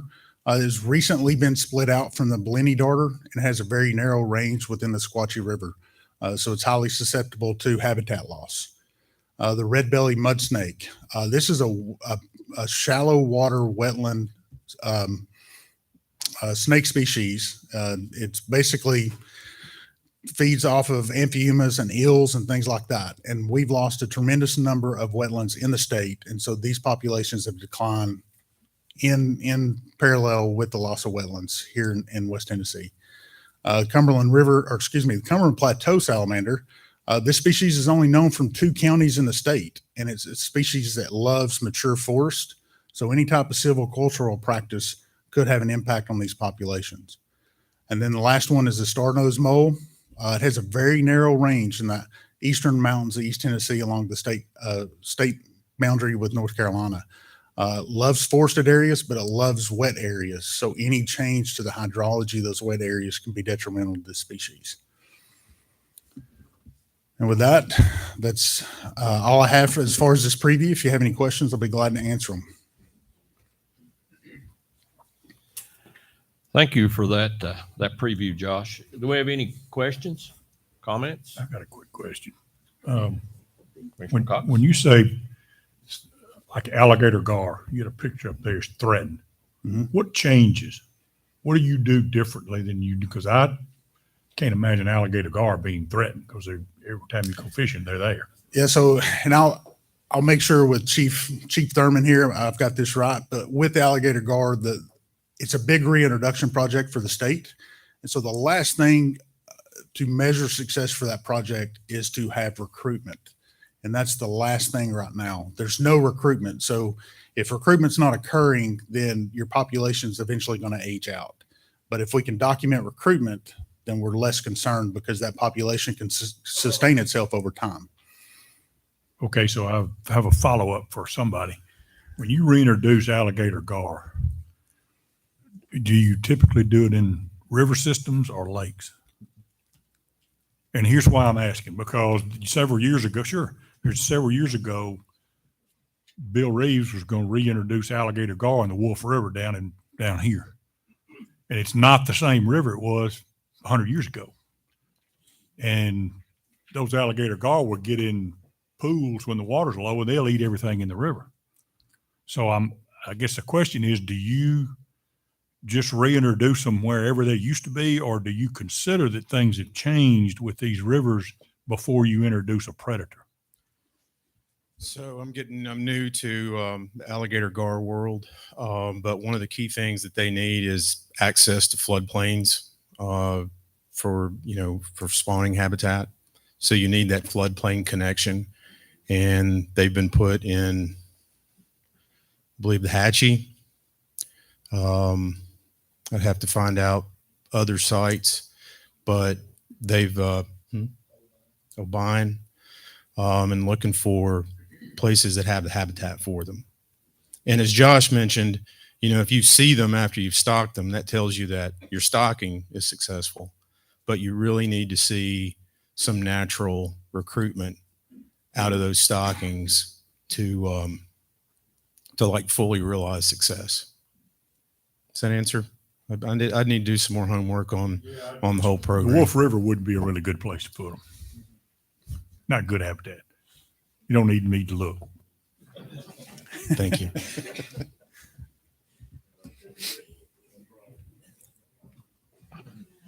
Okay. Anyone else have any questions or comments?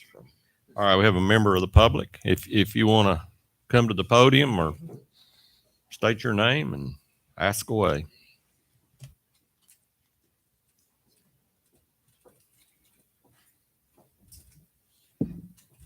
John Daniel. I'm representing the National Trappers Association and the Tennessee Fur Harvesters. I have a question on the spotted skunk. You had mentioned that one of the contributing factors is disease. Are you attributing that to maybe an over increase in another species that might be bringing that distemper into those areas where those pockets are? That's possible, but we really don't know how disease is potentially impacting populations in Tennessee. So the disease reference was to the loss of research individuals in the wild in North Carolina. So it is possible that disease is having a major impact. We just don't know if it is in Tennessee, and if it is, how that's impacting our species. So it's something that we got to look at. But as you probably know, spotted skunks are extremely difficult to capture. And our biologists spent 330 trap knots and only captured 5 individuals. So they're very difficult to capture. And so it's going to take a while for us to have a full assessment of if disease is impacting our populations. Thank you. Yes, sir. Thank you. Any other questions or comments? Commissioner Butt. Thank you.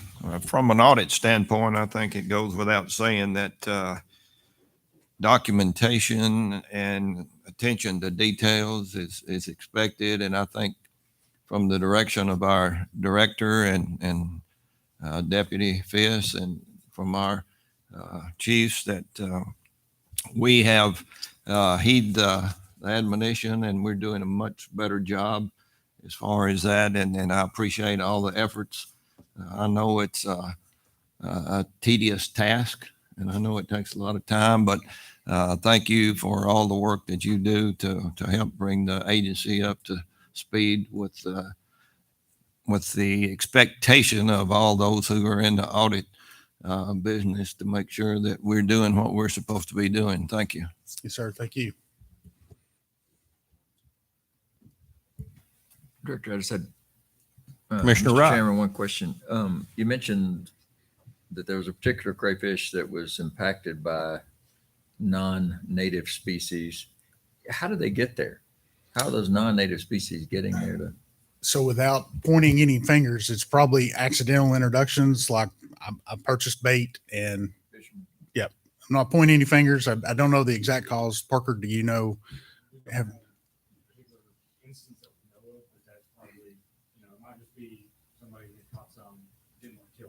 Just let them loose. That's common for a lot of introductions across taxa, regardless if it's crayfish or not.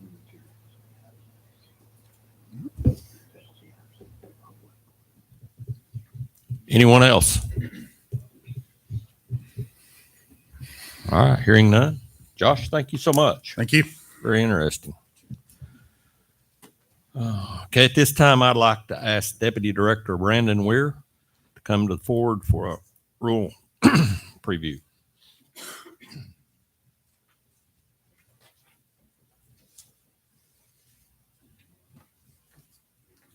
Thank you, Chairman, Commissioners.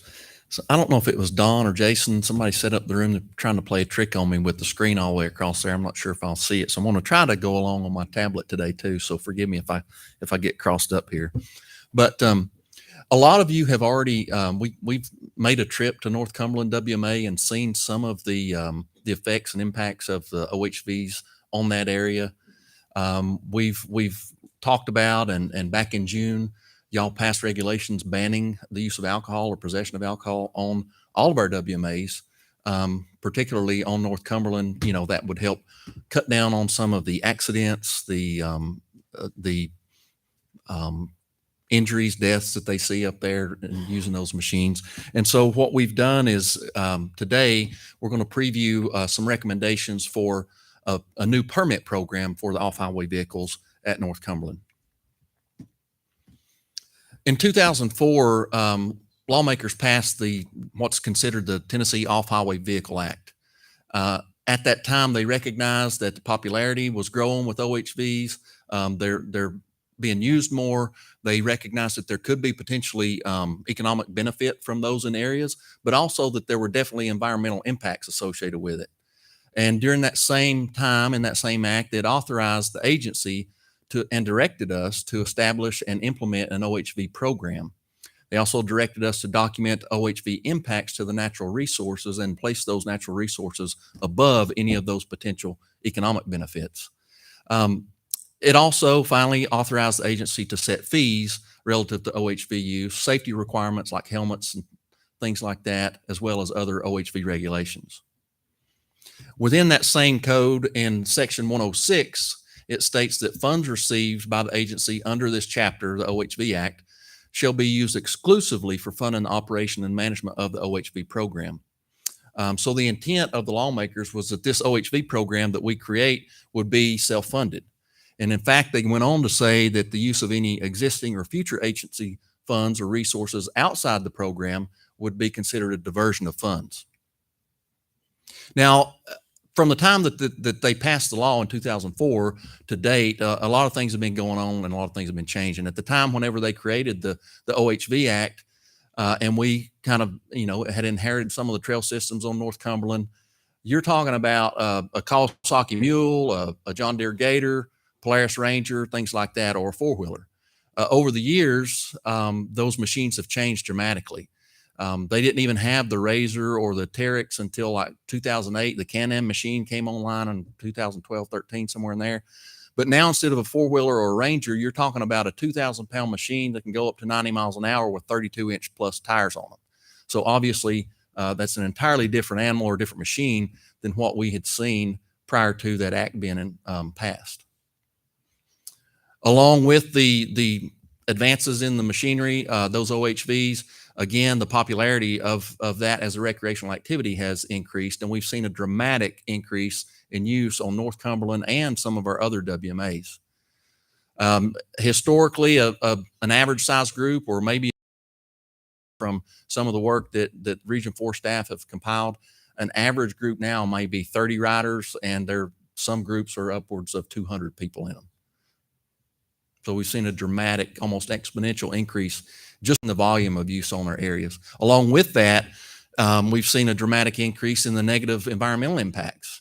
And quite frankly, with the advance of the machines, the popularity of this as a recreational activity, and the damage that they're doing to the landscape, our funding and manpower is just not keeping up with the OHV use that North Cumberland in particular is seeing. Again, we did a site visit back in May. Commissioners, you were wise enough to pass the alcohol restrictions that are in place now. At that time, we visited with Keith Thomas and some others on the WMA, and I just wanted to point out, we asked Keith, the director's office asked him to start putting some of this stuff together. He formed a team with wildlife and fisheries folks as well as law enforcement. Major Shelley Hammonds, Dustin Burke, Keith are all here today. Hopefully, if there are any questions that I can't answer, they may be able to help with that. But all of the folks listed there helped put this presentation together, as well as look at the overall OHV program that we have, where it started, and how we could improve that.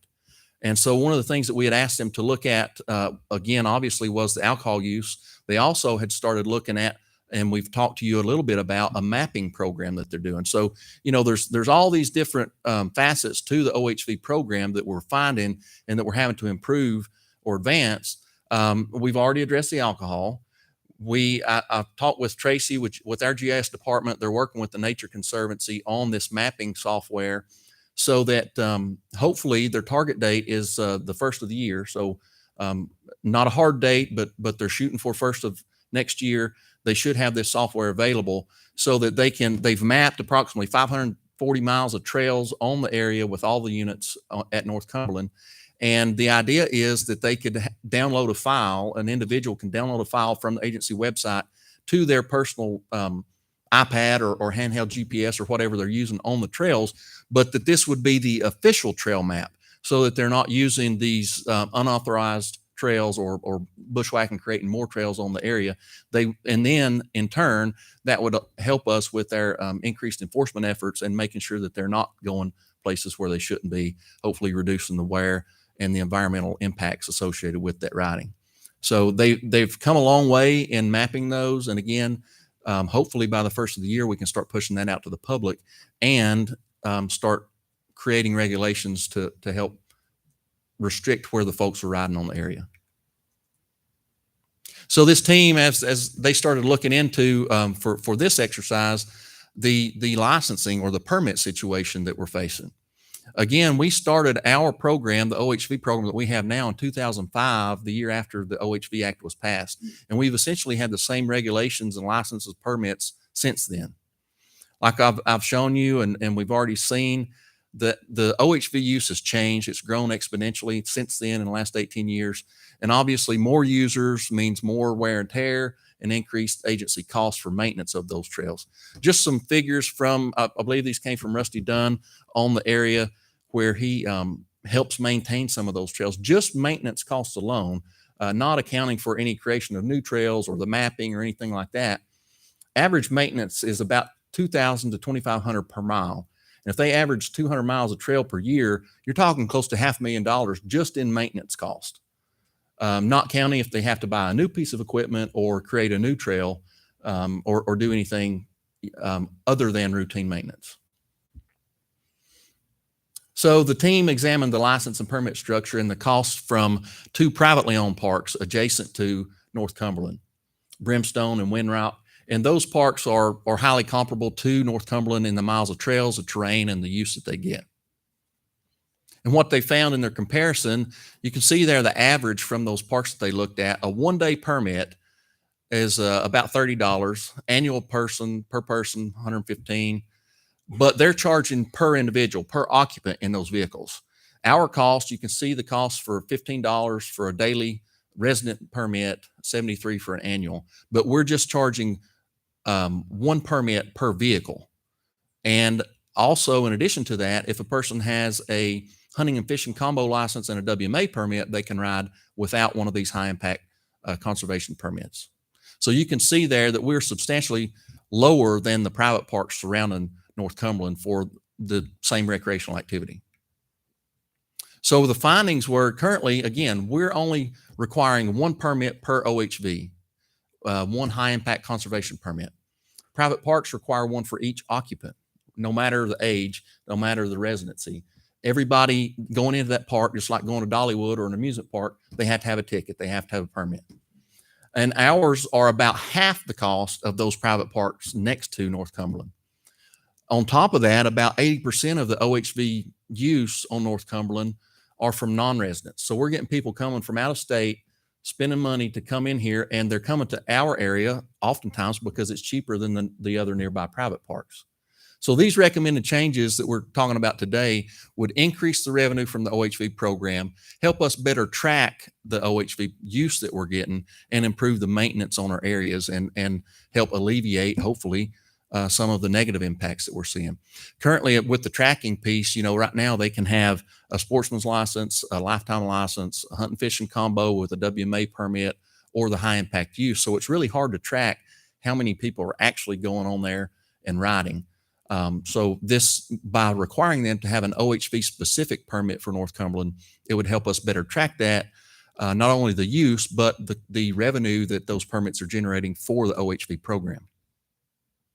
So this is what, again, from field staff, their recommendations in looking at the private parks nearby, as well as the executive team looking at what the consumer price index increase might have been if we had these permits before. Again, what we're talking about now is creating a new North Cumberland OHV permit, whereas before we only had the high impact conservation permits. And those permits were the same for horseback riding, four-wheelers, bicycles, or any sort of high impact use. So you can see here we're proposing a new annual youth license, a 1-day, a 3-day, and an annual for both residents and non-residents. And then on top of that, a guide license, so that if anybody is charging to take one of these large groups out on the area, they would be required to have an OHV guide license, similar to someone who is accepting money to take someone hunting or fishing. Again, we've slightly increased on our daily and annual resident rates. We're really close to where we were before on the non-residents, but we've created again that new 3-day youth and guide license. So why are we talking about this? Again, currently it's hard to track. They can have a number of different permits that would allow them to get onto the area, and the high impact conservation permit is just not supporting the OHV program. And again, by law, this program is intended to be self-funded, and we need to be able to document funds generated by this program that can go back into it to maintain and improve it.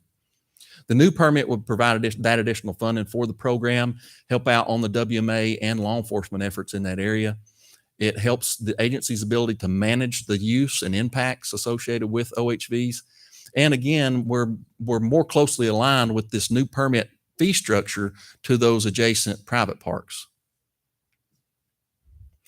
So this would be the recommendation as far as the actual rule preview. What we are proposing to do and has been drafted, we would retain that high impact conservation permit for hoofed animals, bikes, etc., on our other WMAs.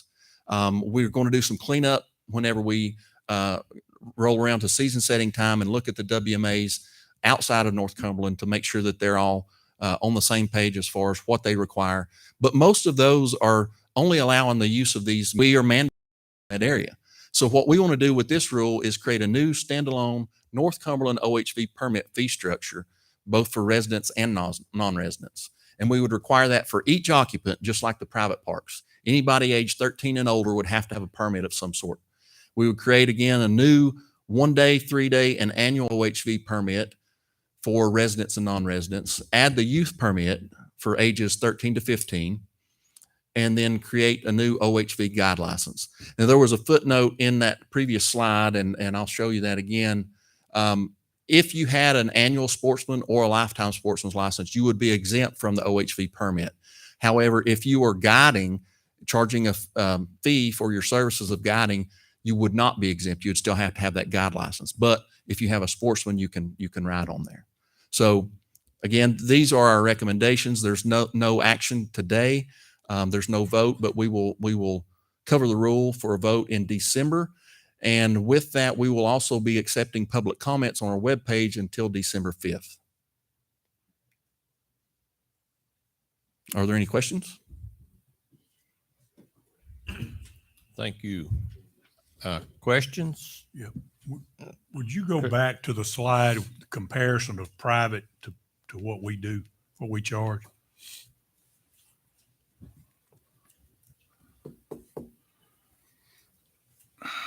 And again, that is the average of the adjacent nearby parks. Why would we not be at least what the private is? Well, and again, we looked at whenever we took the input from the field staff and we got together with the executive team. In statute, there's some language where we're not supposed to increase fees in excess of what the consumer price index increase would be. And so we were weighing that with the private parks, and with the increase that we had, we're still slightly below the private parks because it's state property, but we're more in line now, or with this fee, with the new fees, than we were before. All right, so, and I'm sure that our council has looked that up, but I wasn't aware that these fees were controlled by the Consumer Price Index. I thought it was licenses. These are not licenses. Well, this is, and again, Counselor had pointed that out. Another thing that we had decided or agreed upon, since this is a new permit structure, not an increase in the current high impact conservation permit, there may be some leeway on the price point there.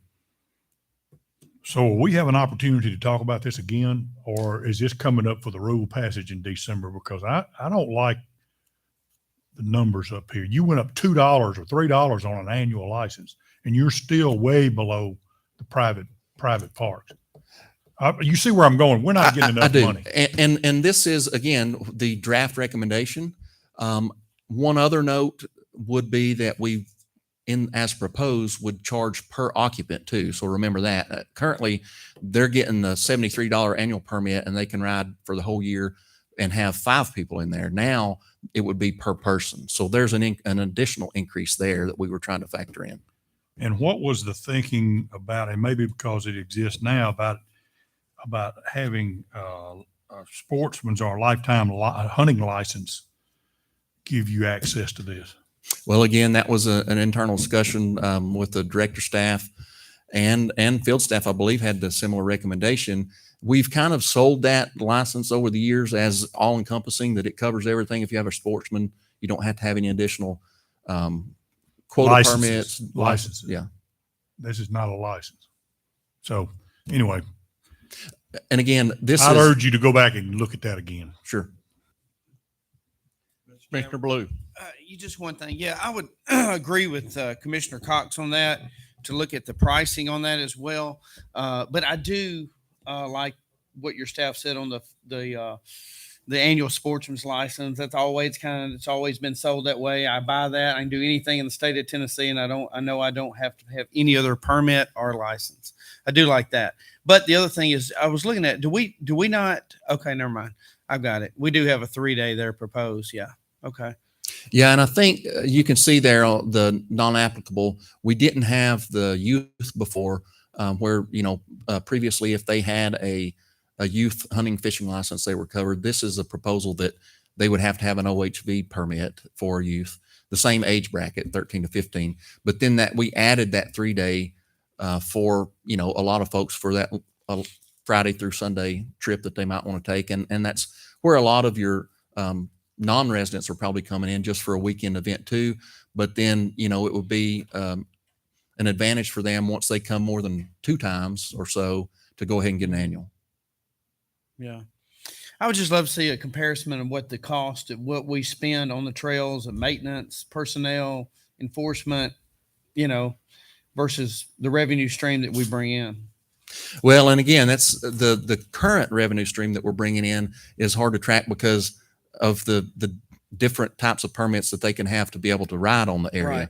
Hopefully this will help in the future to better track that. And better track it. Yeah. Right. But we do have, I think staff has pulled together some numbers for management, law enforcement efforts, and different things like that we can share. Thank you, Deputy Director. Commissioner Butt.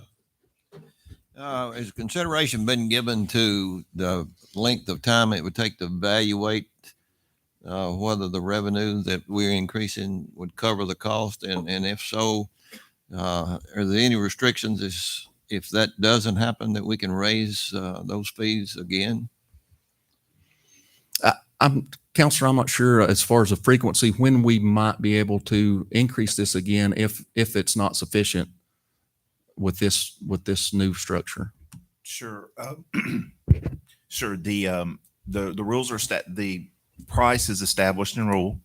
So technically, when we're able to do a financial analysis after evaluating the revenue, at that point, you all can make another evaluation and we can change the rule again.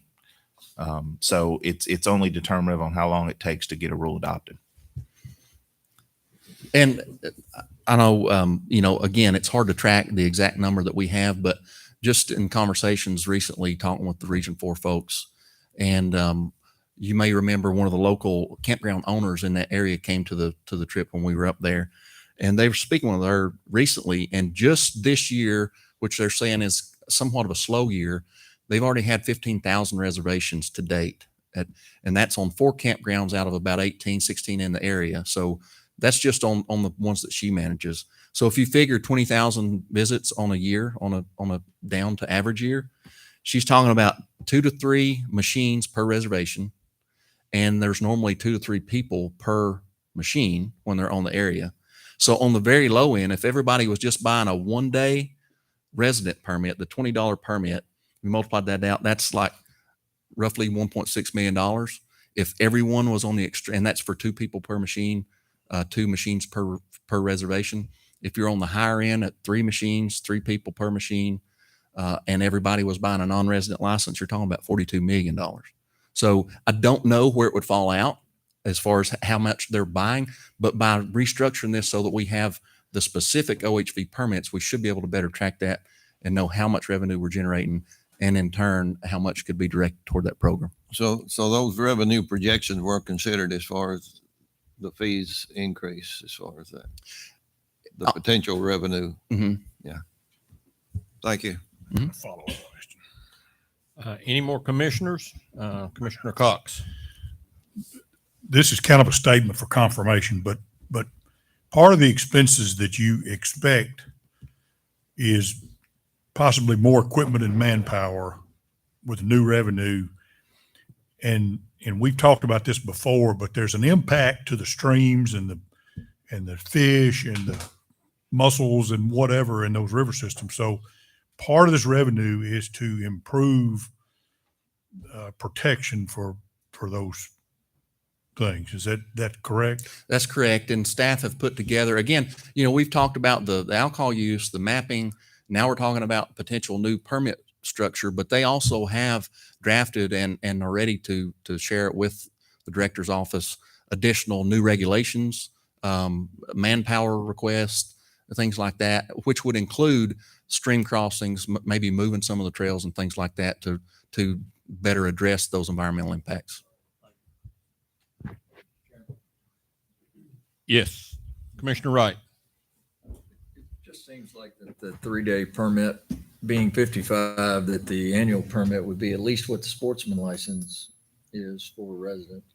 I mean, yeah, for residents, it just seems a little low, the $100 annual license. But the second thing is, I think that our maintenance will go down. I mean, obviously we're going to do some demand destruction through pricing, and some of these people will opt for the private parks, but I don't think we'll have quite as many people coming. We want them to enjoy the property, but we have to be able to maintain it. So I think a reevaluation after we see what it does to demand makes sense. And again, if the commissioners individually or as a group had more recommendations on the specific price point, this is in draft form right now. I believe it has been filed, but we have time that we can revisit that. Any other commissioners have any questions or comments? All right. And I believe Mr. Bell, do you have a comment? I do, Chairman. Is it on? Is the mic on?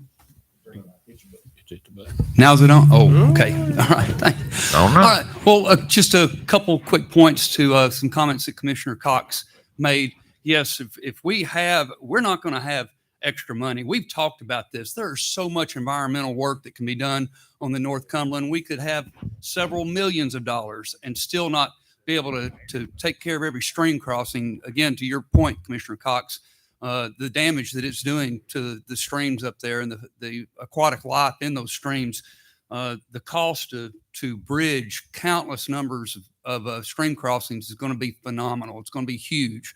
The other point that I wanted to make to the commissioners, when you look at these fee structures, don't concentrate so much on what we're charging residents. 80% of these riders are non-residents. Look at that figure. That's 232. And that's 232, which is almost 200% above what the privates are charging. And the privates don't make a distinction between resident and non-resident. So on the resident fees, you're talking about a vehicle with 4 riders, or 3 riders, you're talking about almost $1,000 per vehicle. And so again, I would, to tell you the truth, I suggested that the local team that Brandon put together to come up with these figures actually had a higher number for that, for the resident, but I suggested something a little bit lower to give us a little bit of a selling point when we go to the Government Operations Committee saying, listen, for our citizens of this state, we're trying to keep the costs down, but for the non-residents who are coming in, we're going to make them pay. Excellent. Thank you. Commissioner Woods. I agree with you. I mean, Bill, for sure, we need to get these fees up and everything, but if we do get those fees up close to what a sportsman's license costs, and somebody says, well, I'll just buy my sportsman's license, we won't be able to use any of that money for this. Correct? And we have budgeted, through license sales or other revenues to date, and created budgets for the program. But ideally they would purchase one of these new OHV permits so that we can direct those funds generated by the program for operating the program. Yeah, but what I'm saying, and with the license, the sportsman's license, technically, that should be used for the other programs. Right. It couldn't be used for this. Okay.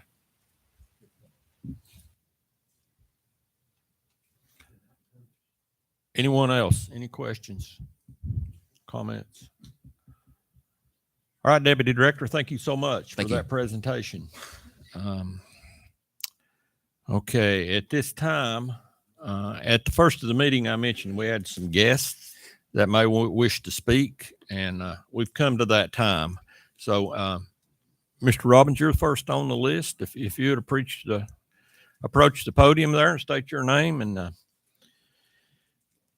and we appreciate your patience. I know it's been a long meeting, and thank you for your patience. A lot about skunks and snail darters and so forth. So it's an interesting day there. I've learned a lot. My name is Dale Robbins. I'm from Henderson County, Darden, Tennessee. My farm with my sons, we're fifth generation farmers. We own an old farm that dates back to the Civil War of 1868. We have a state of Tennessee century farms that we're proud of, certified by Middle Tennessee State University for 150 years, continuous agriculture farming. We farm in the Beach River bottom valley. TWRA has owned some property there several years ago, and they recently, 7 or 8 years ago, bought some timber from Miller Timber Company, a tract of approximately 150 acres, more or less. That tract of timber has 2 rivers flowing through it, and in 2000, it flowed fine until 2019, and we had a storm of straight line winds over 70 miles per hour, and it blew down half of your timber. After that point, we started having drainage problems. Some have tried to study it and look at it and haven't really figured out exactly what has gone wrong, other than it's the flipping of the trees is some part of it. This August, we've had excessive rainfall and backwater out on our soybean fields, and the water stayed for 3 weeks over the top of the soybeans. Normally, it'll stay 2 to 3 days and it swishes off and it's gone. But this time, it's 3 weeks. We tried to do some looking and research, and we found a sandbar, a sand blow, whatever you want to call it, silt basin, and it's approximately 300 feet long, and you do not have an amphibious trackhoe to clean out those channels. There's oak trees in another channel, 2 oak trees, and so I'm here today to ask you, could you get the West Tennessee River Basin Authority to come in and help open your channel back up This is an old meandering channel that the settlers pushed their way in from North Carolina in the early 1800s and settled the town of Lexington in Henderson County. And the valley drains a few thousand acres, and you're the last property. You purchased the property and it was flowing. It was okay. It did not flood our neighbors and myself. But since that storm, not any fault of yours and not any fault of mine, our property is flooded. We've lost, the neighbors and myself, we've lost a little over 300 acres of soybeans this year, total loss. And we're trying to scrap up what's few left up on a riverbank. So I'm here to ask you to please, try to get that valley open, back up, normal flowing, so we can plant a crop next year. I have planted, I'm 74 years old. I have planted this one particular field 50 years myself with my father. And we've had 2 complete losses in 50 years. One of those was 30 years ago with a hurricane. That's another Mother Nature thing that you can't prevent. And then this year is contributed directly to the 2019 storm.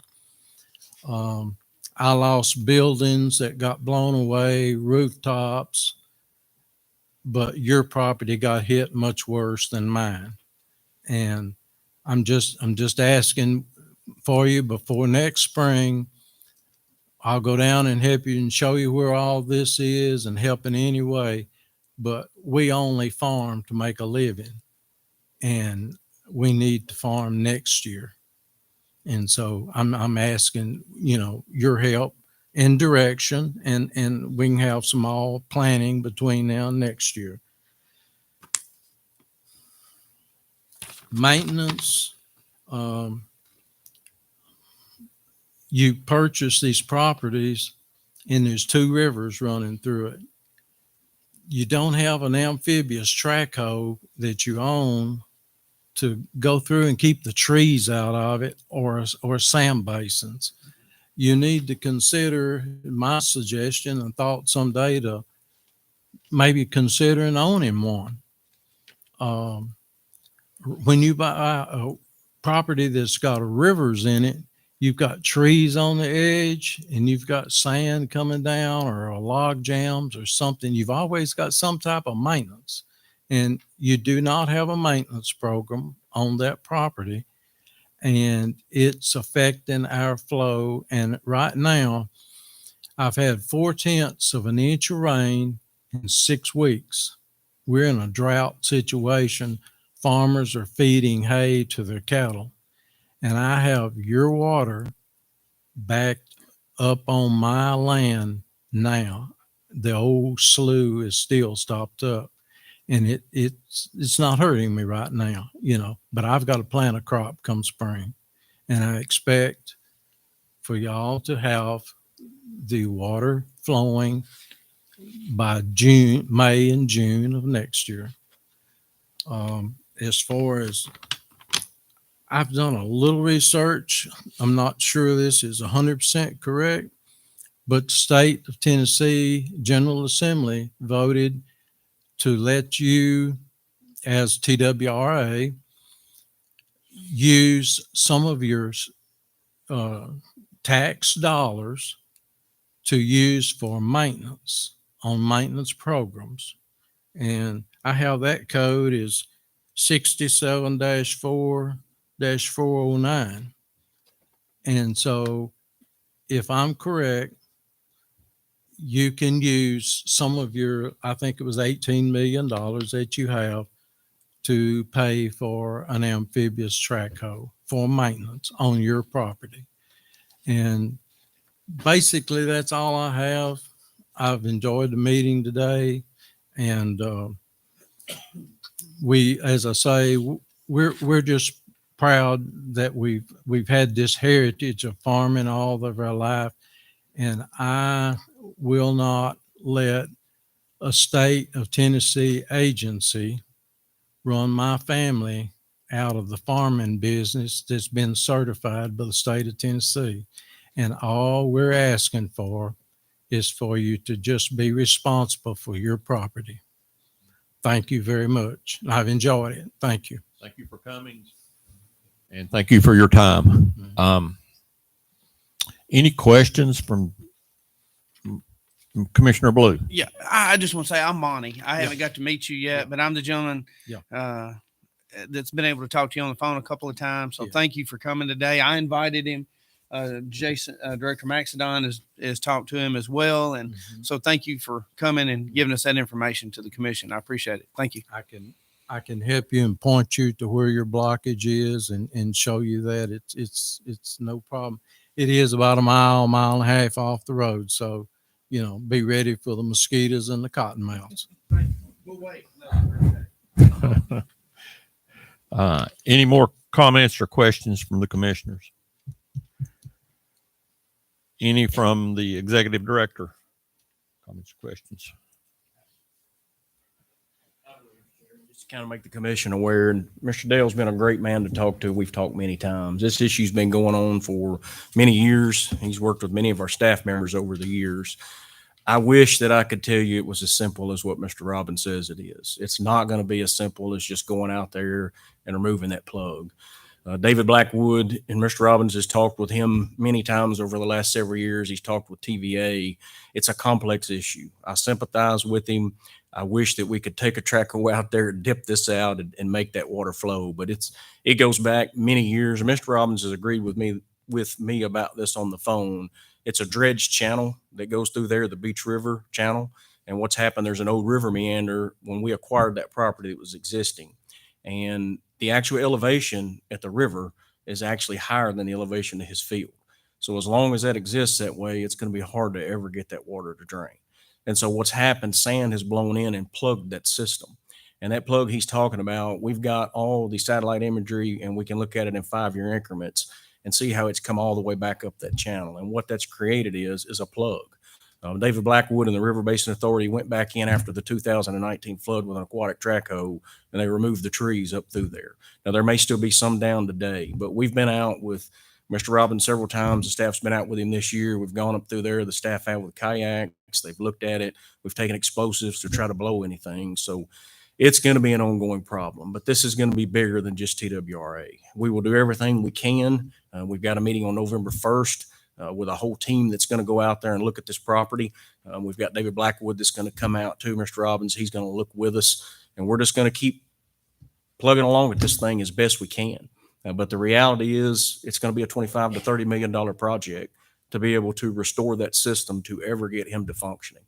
One other point for this year, many of you know, we had a major rain event, 6 to 7 inches that came in the month of August in different areas. And I would say, we probably won't go back and forth, but I would say that really contributed to that crop loss there was that flood. There was thousands of acres lost just north of here from that rain event, 7 to 11 inches. So it's been a very unusual year as far as having a one big rain event. And I think that probably contributed to some of the problems this year. But ultimately, it's going to be the sand that's backed up through that system. I just didn't want y'all to leave here thinking that we're not trying to work on that problem, because we are. We will continue to try to work with it, but it's going to take many partner agencies such as the Tennessee Valley Authority, the West Tennessee River Basin, and the Tennessee Wildlife Resources Agency to try to help in this endeavor. Any questions from the commission on that? Director, just real quick, what time are you going out there November 1st? Because we talked about I'd like to go with you. We don't have the time set. Wally Elkins is setting the actual time. We got to get with David to see when maybe he and some of his staff can come. We've just got the date set, but I'll get with you. Would you let me know, please, Director? That. Thank you. So if you clean the plug out, what's going to prevent the sand and silt from coming back? Typically, that's what happens. It could come back with one rain event. But the way the dredging of that channel is, if you were to be able to get permitted to do this, we can't just go do this. We have to go through several other agencies to even get permitted to do that. But if we were able to get permitted to do that, you're exactly right. you could clean that out because that system is so dysfunctional, as many of our other river systems in West Tennessee from channelization. If you clean that out and you get the right rain event, it could put those sand deposits right back in there. Sand deposits coming from the river or coming from the drainage? Coming from that channelized river system, when you get certain rain events and that flow, it's putting sand all out in these bottoms. This problem is everywhere in West Tennessee. When you get north of here on the channelized river systems, on the Obion and the Forkadere systems, where they've dredged those out, when the Corps did that, it's the same issues, up there in a lot of these areas. So you're saying that it wasn't necessarily the trees that got blown over that caused this. This was The satellite imagery is very apparent when you look at it. Over time, you can see how that sand is just moving closer and closer to Mr. Robbins, coming up that old river meander, up that old river channel. And you can see how it's just pushed back up through there. And he's right. It's a sand plug that goes towards the main dredge channel. And that's what's keeping that water from actually draining through that system. We knew somebody with a connection to federal government, we might get the Corps of Engineers to take a look at it and fix it for us, wouldn't we?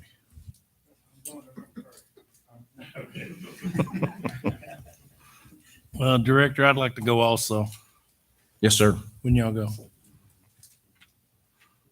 All right. That's all I had, Mr. Chairman, unless there's any other questions. All right. Thank you, Director. Mr. Robbins, again, we thank you for coming. We're on your side, but apparently this is a big problem, and we'll push all we can to help out. And again, we thank you so much for coming. All right. Mr. Magnus, thank you so much for your patience. Hey, Chairman. And I hope you've learned a lot. Chairman, if I could preface this just a little bit with the commission. Well, with Magnus. Commission, y'all have heard me talk about Mr. Magnus before. I've had the opportunity to catfish with him over the last 2 or 3 years quite a bit, him and my son-in-law. He's very knowledgeable about the Mississippi River. He's very, very knowledgeable about catfishing and where the sport of catfishing has gone in the last several years and the momentum that it has picked up. He's going to tell you a little bit about a program that kind of piqued my interest, sparked my interest, and we were able to have some conversation over the last 2 or 3 fishing trips that we fished together. I've talked to Chief Thurman about it. We're in the infancy stages of looking at this program, but he is doing a program with the state of Mississippi Game and Fish on tagging some catfish. And he was going to tell us just a little bit about what he does for Mississippi Game and Fish and just some general knowledge on it. So if you would, Captain Magnus, thank you for coming. Thank you, Commissioner, for allowing me to be here. I'm Captain David Magnus. I do live in Mississippi, fish the Mississippi River, mainly from Memphis, Tennessee to Helena, Arkansas. Do go further than that in places, but that's mainly my day-to-day operations. 3 things I love: God, family, and catfish. So today we're going to talk about catfish. As Monty said, he's been able to be with me, and we've talked about this program. State of Mississippi implemented. It's just a small program. It's not widespread, but we are tagging catfish that are 20 pounds and above on the Mississippi River. It's only 2. It's not anything that's open to the public. It's 2 people, myself and a guide in Vicksburg, Mississippi, Mr. Bob Crosby. And this is the 3rd year that we've done this program, and we have got something over 300 fish tagged at this point. Tennessee waters, I fish a lot of my guide trips and stuff are out of Memphis. I would like to see that we could possibly implement the tagging. The first year we did this, I had 45 fish in Tennessee that was over 20 pounds that I couldn't tag. The tag, it's a very, as far as me on the outside looking into the Department of Wildlife, I don't know what's involved on the inside, but it seems like a very inexpensive program. The state they furnished me a tag gun, and they furnished the tags. And they made up a sheet of paper. I can list 4 fish per page. I turn this data in once a month. And I record the date. I record the species of catfish. I record the length and the weight and the GPS coordinates to where I released the fish. That's just the rules they set. It works. What we run into is we're tagging the big catfish. Most of your anglers that are maybe fishing from the bank or your weekend, get in the John boat and go fishing, he catches a 30-pound fish. Most of them aren't equipped in their boat to weigh that fish accurately. So some of the data we get could be misstrued a little bit. I measure the fish. I've got like an old sewing cloth measuring thing they hear that I measure with. How many anglers do you know that's got a measuring tape in their boat that could measure a 52-inch fish? Not likely. So, but that being said, some of the data that we have got thus far is pretty interesting. The one that jumps out at me most, I tagged a 52-pound blue cat in the Tunica Casino area. I could see the Gold Strike Casino from where we tagged this fish. In November of 21, Memorial Day of 22, this fish was caught in St. Louis, Missouri. 449 river miles. Now that don't count him going right and left, feeding, resting in this hole and whatnot. So how far did he go? How many of us would have ever thought a catfish would go that far? You know, so another fish that jumps out. We caught this fish just north of Helena, Arkansas. That fish was also caught in the fall of 21. In June of 22, he was caught in the St. Francis River, 8 miles below Mark Tree, Arkansas. Now, I don't have any navigation maps of the St. Francis, so I get on Google Earth and I go to doing these straight lines and trying to follow the course of the water. I come up with about 85 miles, plus or minus 5 miles, I'd say. All right. Just over the years, some things that some of us trophy catfishermen have noticed in the spring in our area, our catches of big fish decline. Why? What we do notice is our friends in the St. Louis area in the spring, their catches of big fish explode. So we've always assumed that a lot of our big fish go north. Good Lord made them to go upstream to spawn, so here they go. In return of that, in the late summer, early fall, those guys up there, their numbers of big fish decline, and we start picking up our numbers of big fish in our area. Starts in Missouri, drifts on down into Mississippi. Right now, in Louisiana, in the New Orleans area, in the last 3 weeks, people are down there, and I'm talking about all with rod and reels now. We're not using trot lines, throw lines, Joe. This is all with rod and reels. They're catching 1,000 to 1,400 pounds of fish a day. It is so many 30 and 40 pound blue cats down there. Why? Why are they there? Now, the data that we're doing with this tagging, that won't answer those questions. But what it will answer is, hopefully these people will call in and we can see how these big blue cats move. I want to know where a 20-pound blue cat, you have those days when a cold front comes in or whatever, you can't buy a bite.